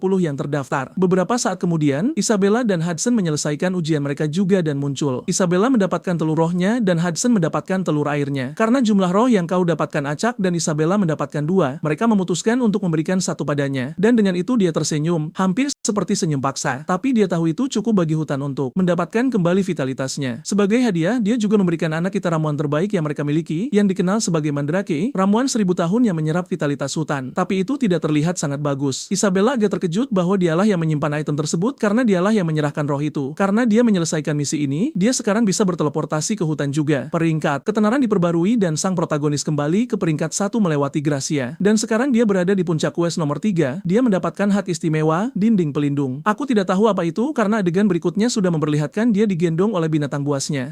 Oke, sekarang diberitahu. Dinding pelindung melindungi tubuhmu saat kau sedang logout. Kekuatan perlindungan tergantung pada level dinding pelindung. Dan dinding pelindung level 11 menyediakan serangan bintang 1 atau di bawahnya. Sang protagonis berpikir ini adalah bantuan besar karena dia akhirnya memiliki semacam keamanan. Karena saat dia berada di dunia nyata, tubuhnya di Pangaea dalam risiko dan begitu juga sebaliknya. Dan setidaknya dia berhasil mendapatkan beberapa jam lagi. Dan sekarang dia berada di angka 75 ke-22 dalam fragmen yang rusak itu. Hudson memanggilnya dan berterima kasih padanya karena benar-benar mendapatkan telur roh. Saat dia menetaskannya, dia akan menyelesaikan masalahnya. Sang protagonis berkata, mungkin kau benar-benar bisa. Jalur dari level 9 ke 10 itu sulit, tapi dengan roh seperti itu kau seharusnya bisa mencapainya. Sekarang kau hanya perlu membeli inkubator roh. Tapi Isabella berkata dia harus berhenti di suatu tempat sebelum pergi dan bertanya apakah dia mau ikut dan dia setuju. Adegan berganti ke sebuah kota kecil dan Hudson panik sambil berteriak, ya ampun, tempatnya di sini. Dan aku tidak tahu mengapa. Sang protagonis menyuruhnya diam. Dan Isabella bertanya mengapa dia bertingkah seperti itu. Sang protagonis menjelaskan bahwa ini adalah taman satria di wilayah Mark I. Weiser. Dan ini juga tempat tinggal istri Hudson. Hudson terus mengoceh tentang mengapa mereka ada di sini, mengatakan dia tidak layak untuk melamarnya. Sang protagonis menyuruhnya diam. Dia tidak di sini untuk itu. Sang protagonis sendiri perlu bicara dengan Serengeti secara langsung untuk meminta sesuatu. Pria itu bertanya apa, tapi kemudian sang protagonis melihat sekeliling dan melihat tempat itu benar-benar hancur. Dan ada banyak pemakan tikus di mana-mana. Tapi, tepat di sana di sisi lain, semua orang sedang berdoa pada papan kayu yang aneh. Isabella mengatakan hal yang sudah jelas. Sial, apakah mereka sedang berdoa? Dan sang protagonis ingin tahu siapa nama-nama itu. Dia bilang dia tidak tahu siapa mereka, tapi dia tahu mengapa mereka ada di sana. 500 nama yang terukir di tempat itu milik para ksatria yang mengikutinya dalam ekspedisi besar. Dia tidak pernah berhenti untuk berpikir bahwa itu aneh, tapi dia benar-benar tidak tahu nama siapapun, dan dia bahkan tidak peduli untuk mengingatnya. Tidak ada seorang pun dalam ekspedisi itu yang merupakan NPC penting, dan meskipun mereka bertempur untuknya, bagi sang protagonis itu semua terasa seperti bagian dari cerita saja. Wanita tua itu memukul tanah, Wilhelm, kalian bajingan, kembalikan anakku. Sang protagonis melihat wanita ini benar-benar. Suster itu kehilangan akal sehatnya, berjalan mendekat sambil berteriak, tega sekali kau, bagaimana bisa kau melakukannya? Dia benar-benar hancur hingga pingsan di sana, dan sang protagonis harus menangkapnya. Dia berkata akan membawanya ke pos pertolongan, menyerahkannya kepada orang-orang yang merawat para pasien yang tergeletak lemas di atas tandu. Hudson berkomentar bahwa tempat itu penuh sesak dengan pasien, atau sebenarnya masalahnya bukan karena jumlah pasiennya yang terlalu banyak, melainkan kurangnya tenaga medis untuk merawat mereka. Ada sesuatu yang janggal, atau mungkin ada masalah dengan pengelola tempat ini. Tiba-tiba pria berambut mangkuk muncul. Hei, terima kasih sudah membawa adikku yang pingsan. Ya, kalian benar-benar orang baik. Dia tampak sangat ceria dan bersemangat mendekati wajah Hudson, sementara Hudson berpikir ini agak aneh. Pria itu berkata, agar pos perawatan ini tetap berjalan, kami butuh sumbangan. Bisakah kau memberi 50 kain emas? Sang protagonis menyela, tunggu dulu. Pos seperti ini, dengan dukungan Dewi dan gereja, seharusnya mendapat pendanaan dari perbendaharaan kota. Lagi pula, bukankah dilarang menerima sumbangan pribadi? Dia tidak tahu apakah pria ini mencoba mencuri atau apa yang sebenarnya terjadi. Namun pria itu membuang muka, berkata bahwa dia tidak punya pilihan. Pendeta Andrew bilang mulai sekarang dia akan menerima doa untuk menjaga tempat ini. Sang protagonis berseru, mustahil. Dia mengenal Andrew, dan Andrew bukan tipe orang yang akan melakukan hal seperti itu. Dia adalah pendeta tingkat tinggi yang melayani sang dewi, kembar pengagenia. Dia adalah NPC yang pasti memberimu banyak quest agar kau bisa mengumpulkan kehormatan. Jadi sangat aneh mendengar pria ini berkata Andrew diam-diam menerima sumbangan sekarang. Tempat itu berantakan, penuh dengan pemakan tikus, dan orang ini malah bersikap seperti ini. Apa yang terjadi pada kota ini? Yah, 500 orang tewas dalam ekspedisimu, kawan. Itulah yang terjadi. Kota ini memiliki 1000 penduduk dan kau membunuh setengah dari mereka. Lalu kau malah bergumam, hah? Kota ini terasa sangat terbengkalai. Adegan berpindah ke sebuah rumah mewah. Botol-botol whisky besar ada di atas meja. Seorang pria meminumnya dalam sekali teguk dan menghancurkannya ke dinding. Pelayan memohon kepada sang lord untuk berhenti, tapi pria gemuk itu menyuruhnya diam dan segera membawakan sisa alkoholnya. Si mulut besar yang rakus itu adalah Marquis Welzer. Karena dia adalah pria tua berjenggot yang aneh, aku sudah tahu sang protagonis akan melakukan segalanya untuk memenangkan hati orang ini. Kembali ke sang protagonis yang berkata, aku ingin bertemu Andrew secara langsung sekarang. Pria itu bilang itu sulit karena banyak orang yang menunggu untuk bicara dengannya. Tapi jagoan kita memanggil Hudson dan mengeluarkan kantong emas, berkata mereka punya sumbangan 50.000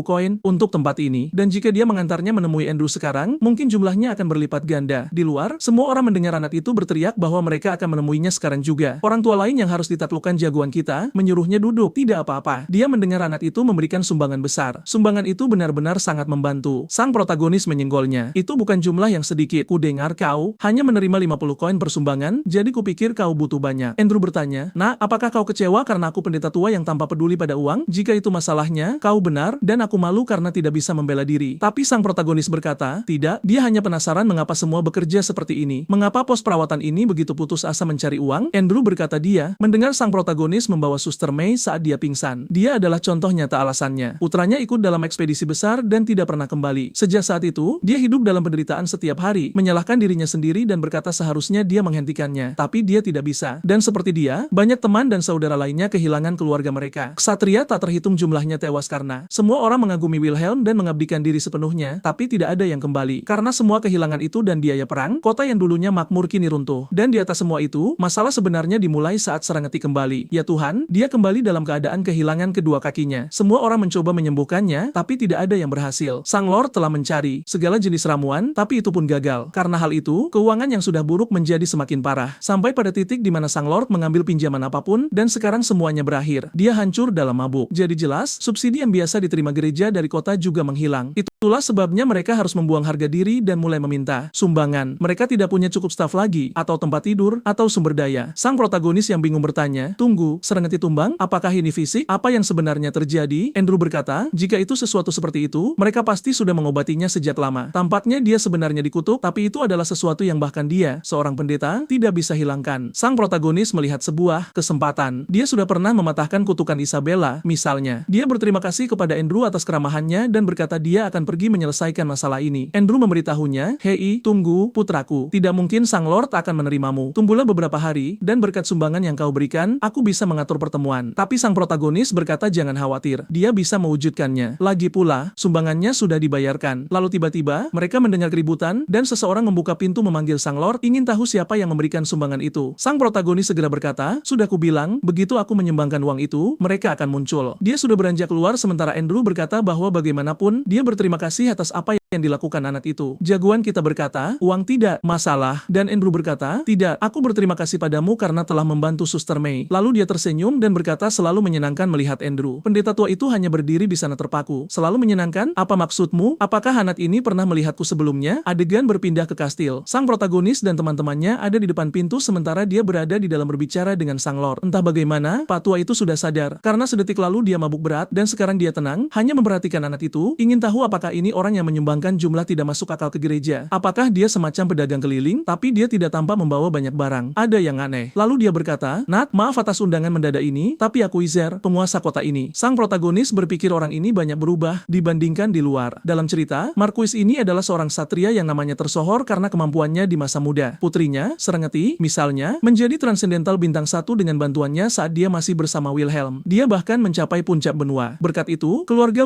Izer stabil dan menjadi salah satu yang terkuat di wilayah tersebut. Dan sebagai bentuk rasa syukur, pria ini bersumpah setia kepadanya. Sekarang sang protagonis harus mencari tahu apakah yang hancur dalam diri pria ini hanya penampilannya, atau hatinya juga sudah hilang. Weasel berkata, "Ya, kau pasti tahu kenapa aku mengundangmu. Kota ini sedang mengalami masalah keuangan, jadi aku ingin mengusulkan sesuatu yang menguntungkan bagi kita berdua." Tapi sang protagonis memotongnya, dan hanya berkata, "Aku akan menyembuhkan Serengeti." Momen Joker lainnya berkata dia salah. Sepertinya anak ini bukan sekadar pemuda kaya biasa. Dia pasti seseorang yang mendengar rumor di seluruh benua. Jika kau menyebut Putri Marquis, dia akan melemparkan uang ke tanganmu. Jadi dia berkata, "Baiklah kalau begitu. Menurutmu berapa banyak aku akan membayarmu untuk menyembuhkannya?" 300.000, 500.000, seluruh wilayah ini. Dia mulai kehilangan kendali. Dia menggebrak meja, berkata dia muak dengan orang-orang yang mempermainkannya seperti ini. Apalagi yang harus dia berikan sampai mereka puas? Dia memerintahkan penjaga untuk mencungkil mata anak itu dan mengusirnya. Sang protagonis berkata, "Dengarkan sampai akhir karena aku tidak meminta uang. Aku tidak bisa menjaminnya, tapi aku punya peluang untuk menyembuhkannya."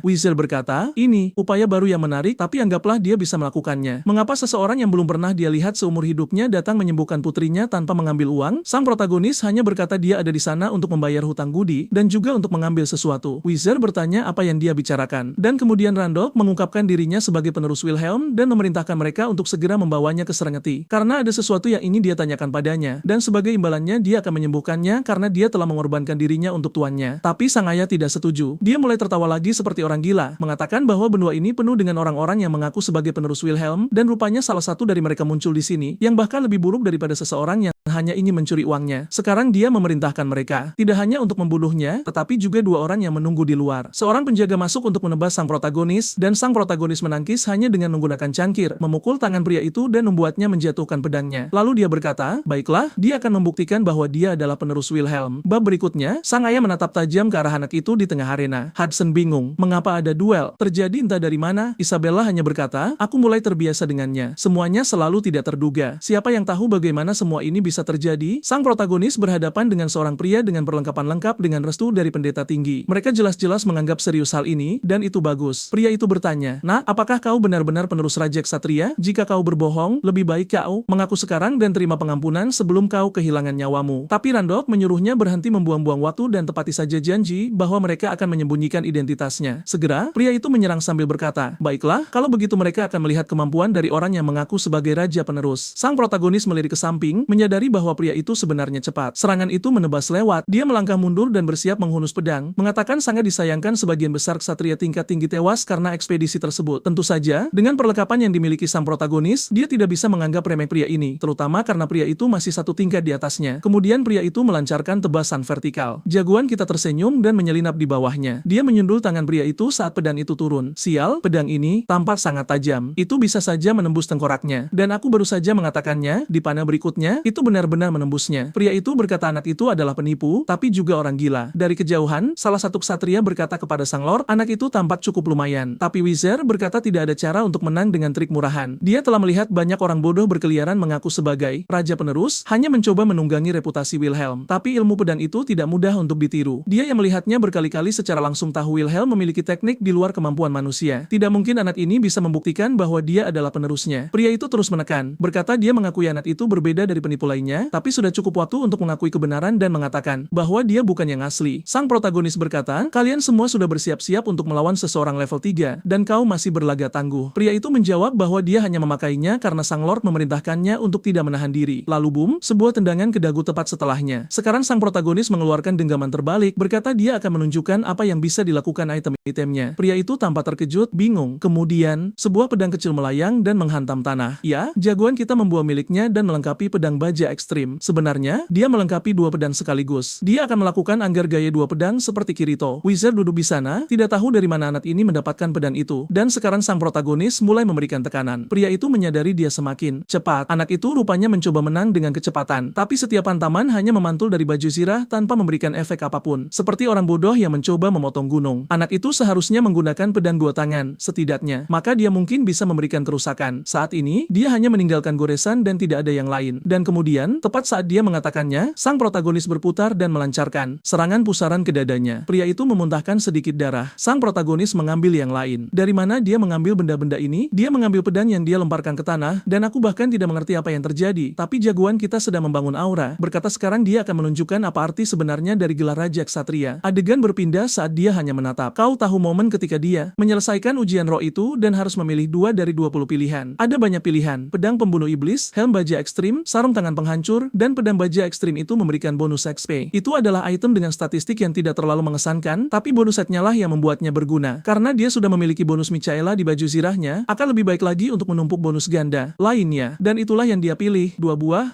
pedang yang sama. Detik saat dia melengkapinya, pedang itu mulai meningkatkan penguasaan senjata dan pedang dalam jumlah besar. Selain itu, penerus bintang bisa membaca ingatan dari penerus sebelumnya. Begitu dia memiliki penguasaan pedang level 10, dia bisa membaca ingatan dari pemilik sebelumnya. Dan kemudian sistem mengatakan dia sedang menciptakan kembali bagian dari ilmu pedang Raja Wilhelm. Tunggu, tapi itu milik Raja Wilhelm, bukan? Jadi ya, itu tidak banyak membantu anak itu. Tetap saja, dia ada di sana memberikan tekanan pada ksatria itu, dan sekarang ksatria itu bingung. Dia terkena hantaman lain tepat di tengah leher sambil mencoba mencari tahu gaya bertarung mustahil macam apa ini. Kecepatan pertarungan telah bergeser, dan dia harus menghentikannya dengan cepat. Tapi bagaimana caranya? Yang dia lihat hanyalah badai tebasan yang tak ada habisnya. Jika dia mencoba bertahan, anak itu menyerang begitu cepat hingga akhirnya dia menemukan celah. Tapi jika dia mencoba menyerang, anak itu meraih kedua bilah pedang dengan satu tangan dan langsung menghantam dadanya, menghancurkan keseimbangannya. Dia tidak mengerti bagaimana teknik seperti itu bisa ada. Dan sekarang dia benar-benar di bawah kendali anak itu. Formasi aura murni, menurut ceritanya. Pada saat itu, Hudson dan Isabel dan bahkan Weiser seolah-olah sedang dalam keadaan trans. Mereka tidak bisa melepaskan pandangan dari gerakan ksatria itu. Bahkan pria yang melawan sang protagonis pun tidak bisa fokus. Itu adalah ilmu pedang Raja Wilhelm yang sebenarnya, serangan penghancur dunia. Ksatria itu sangat panik hingga dia menjatuhkan pedangnya ke tanah. Sebuah irisan cepat ke leher, dia mengakui kekalahan dan jatuh. Sejujurnya aku mengira sang protagonis akan membunuhnya tanpa ragu. Itu pasti akan sangat brutal. Lalu dia segera bertanya pada Weiser apakah ada hal lain yang perlu dia tunjukkan. Weiser tidak bisa berkata-kata dan hanya bilang itu sudah cukup. Mulai sekarang, dia akan diperlakukan dengan hormat. Dia benar-benar Raja Ksatria yang mulia. Bab berikutnya, kita akhirnya melihat Serengeti, dan dia benar-benar hancur di tempat tidur. Weiser sudah menjadi gemuk lagi, padahal sedetik yang lalu dia tampak lebih kurus. Dan sekarang dia di sana mengatakan dia sudah mencoba segalanya. Setiap ramuan yang mereka katakan akan manjur, tidak ada yang berhasil. Mereka memanggil pendeta, tapi mereka semua memperingatkan bahwa kutukan apapun ini Itu terlalu kuat. Sang protagonis melihatnya, mengaktifkan atribut orang bijak agung, dan seketika dia yakin dia berada di bawah kutukan Raja Iblis. Sekarang masuk akal mengapa bahkan seorang pendeta dari Kaisar tidak bisa melakukan apapun. Satu-satunya kesempatan adalah eksorsisme, tetapi alih-alih energi suci, itu menggunakan mana bintang. Weiser bertanya apakah hanat itu bisa menyembuhkannya. Dia bilang hanya ada satu solusi, dan itu tidak dijamin. Jadi ini satu-satunya kesempatan mereka. Dia mulai bersinar, mana bintang terkumpul di dahinya. Weiser bisa merasakan energi aneh ini. Sial, sang protagonis sebenarnya harus menghabiskan energi bintangnya sendiri, dan sistem memperingatkan dia tidak memiliki cukup mana untuk mematahkan kutukan Raja Iblis. Oke, tapi setidaknya dia berhasil menekannya untuk waktu yang terbatas. Dia benar-benar sulit untuk disembuhkan. Dia mulai membuka matanya, bertanya di mana dia berada. Weiser segera panik dan memeluknya, bertanya apakah dia benar-benar sudah bangun. Dia menolehkan kepalanya, yang pada dasarnya tinggal kerangka, sementara ayahnya bertanya apakah dia ingat siapa dia. Dia berkata, Hudson, dan ayahnya menyahut, ya, Hudson. Tapi kemudian dia tiba-tiba bertanya siapa Hudson itu. Jadi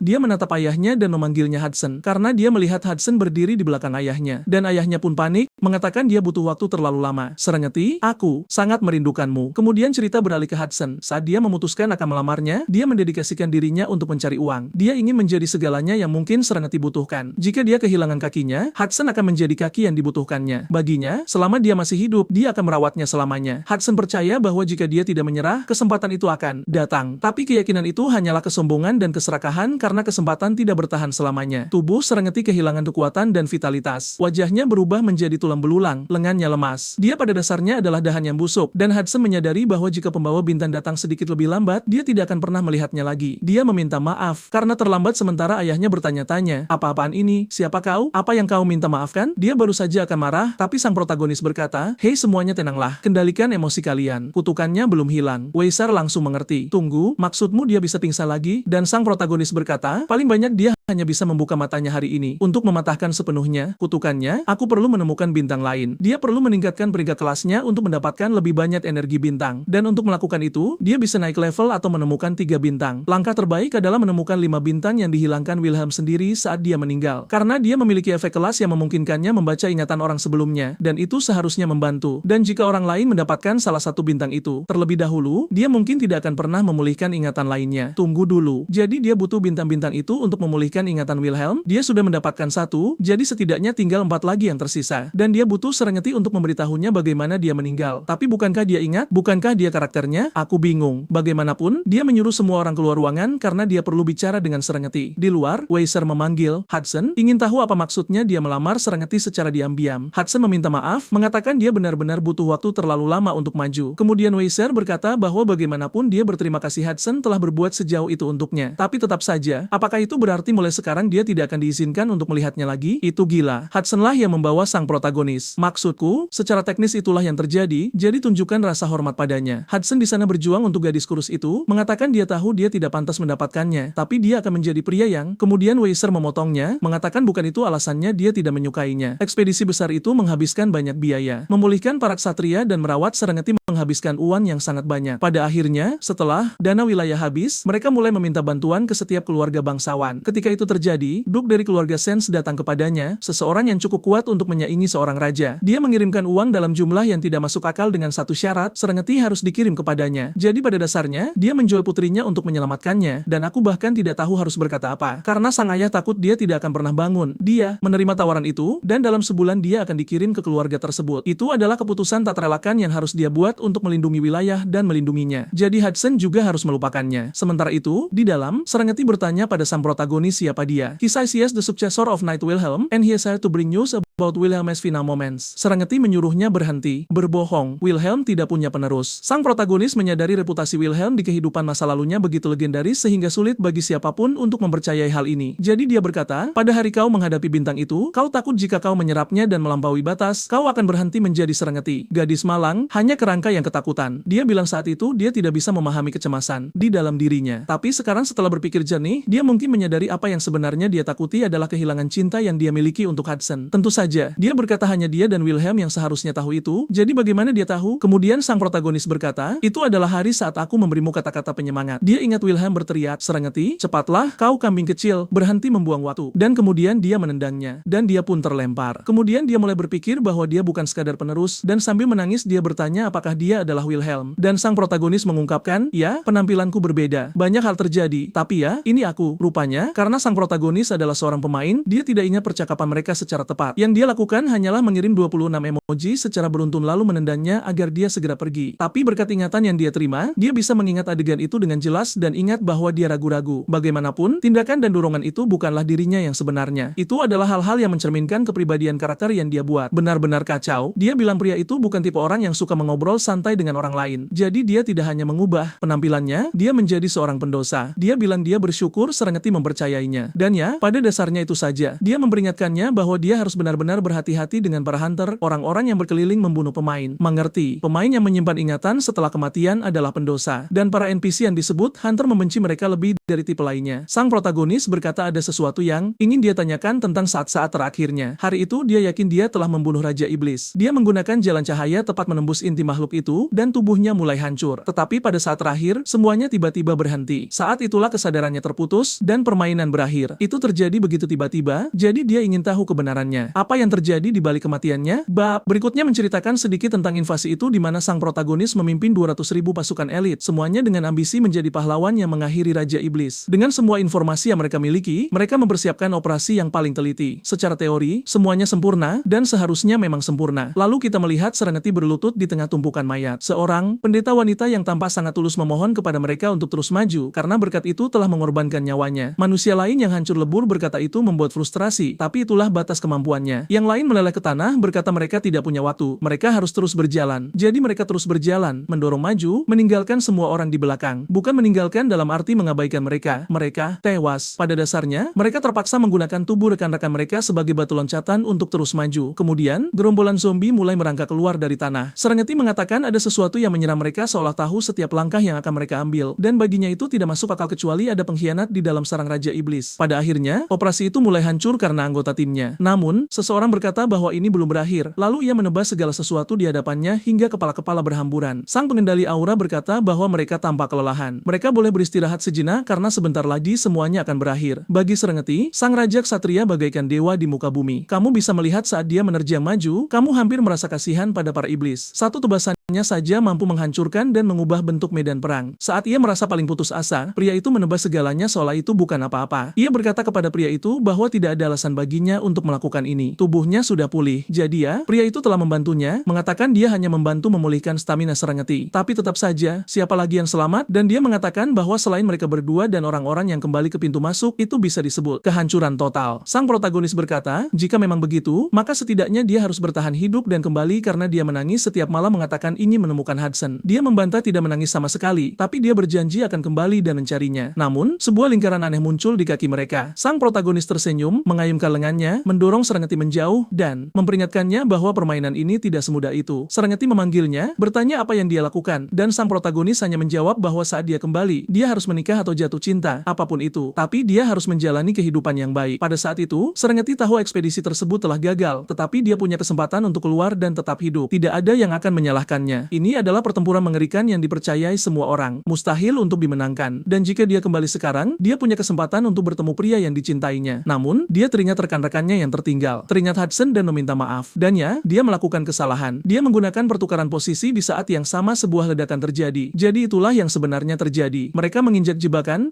itu aktif, sang protagonis mendorongnya menjauh, dan dia bertukar tempat dengan pria itu. Dan sekarang dia di sana, terkapar seperti karung semen tanpa kaki. Dia bilang dia beruntung setidaknya masih hidup. Tubuhnya tidak menghilang. Tapi ya, mari kita katakan saja dia tidak akan bermain sepak bola lagi. Sang protagonis terus berpikir bahwa di dalam game, situasinya tidak sedramatis itu. Itu hanyalah layar. Dia mengatakan bahwa setelah itu, Wilhelm memasang jimat yang menyembunyikan tubuhnya dengan sempurna. Dan karena itu, dia bisa menyaksikan seluruh pertarungan melawan Raja Iblis hingga akhir. Lalu pria itu berkata, ya, aku ingat sampai bagian itu, putriku. Yang ingin ku tahu adalah apa yang terjadi setelahnya. Dia menjawab, ya, tepat setelah itu, Raja Iblis menampakkan diri. Dan persis seperti yang diingatnya, Raja Iblis terbunuh. Namun kemudian, tiba-tiba, untuk sesaat, waktu seolah berhenti bersama Wilhelm. Segala sesuatu membeku sementara matahari bergetar. Raja Iblis berwajah tengkorak itu berkata bahwa anak laki laki-laki itu adalah monster. Meskipun dia seorang transenden bintang 5, dia seharusnya tidak bisa sampai sejauh itu tanpa otoritas Dewi. Tapi itulah kesalahannya. Tanpa otoritas, dia bisa menghancurkan daging, tapi dia tidak bisa menghancurkan esensinya. Dia memberikan penghormatan kepada pria yang disebut Raja Malam itu, dan dengan rasa hormat tersebut, dia akan menggunakan tubuhnya sekarang sebagai wadah. Jadi, pada dasarnya, sang protagonis tidak memiliki izin dari IM untuk membunuh bos terakhir. Badai energi hitam, ledakan emas, dan tiba-tiba seorang malaikat muncul. Tunggu, kejutan alur cerita. Si wajah tengkorak itu berkata, kau keparat. Kau dilarang berpihak pada malam itu sekarang hanya karena dia membawa bintang-bintang itu. Bagaimana bisa kau menyebut dirimu seorang dewi? Kemudian tubuh sang protagonis jatuh ke tanah sementara Raja Iblis tampak mati sambil berteriak bahwa dia akan membunuh Pina itu. Oke, saya masih bingung. Saya tidak benar-benar tahu apa yang terjadi. Tetapi Serenity berkata, ya, begitulah. Dia tidak ingat apapun setelah itu. Sang protagonis mengerti. Raja Iblis mencoba mengambil alih tubuh Wilhelm dan Dewi Pina turun tangan. Tapi kenapa dia melakukan itu? Dan mengapa dia juga tampak tertarik pada bintang-bintang itu? Adegan beralih ke Taman Ksatria di mana seorang pria merasa sangat bosan dan mengatakan tempat ini sangat membosankan. Dan kenapa mereka harus terus mengawasi wilayah ini? Si pria berkepala botak menjawab, karena wilayah ini akan bangkrut. Tidak ada cukup orang untuk mengerjakan pekerjaan ini, jadi kita harus terus lembur. Pria itu setuju, tapi tiba-tiba dia berhenti. Dia terdiam di tengah kalimat. Kemudian kepulan asap besar mulai bergulung masuk dan dia panik. Kawanan monster sedang menyerbu langsung ke arah mereka. Wah, invasi kastil yang seru. Suasana menara pertahanan ala sekolah tua yang sempurna untuk memberikan like pada video ini yang membantu Mamoru membuat konten yang lebih menarik bagi para penontonnya. Aktifkan lonceng kecil yang usil itu, dan saya pamit.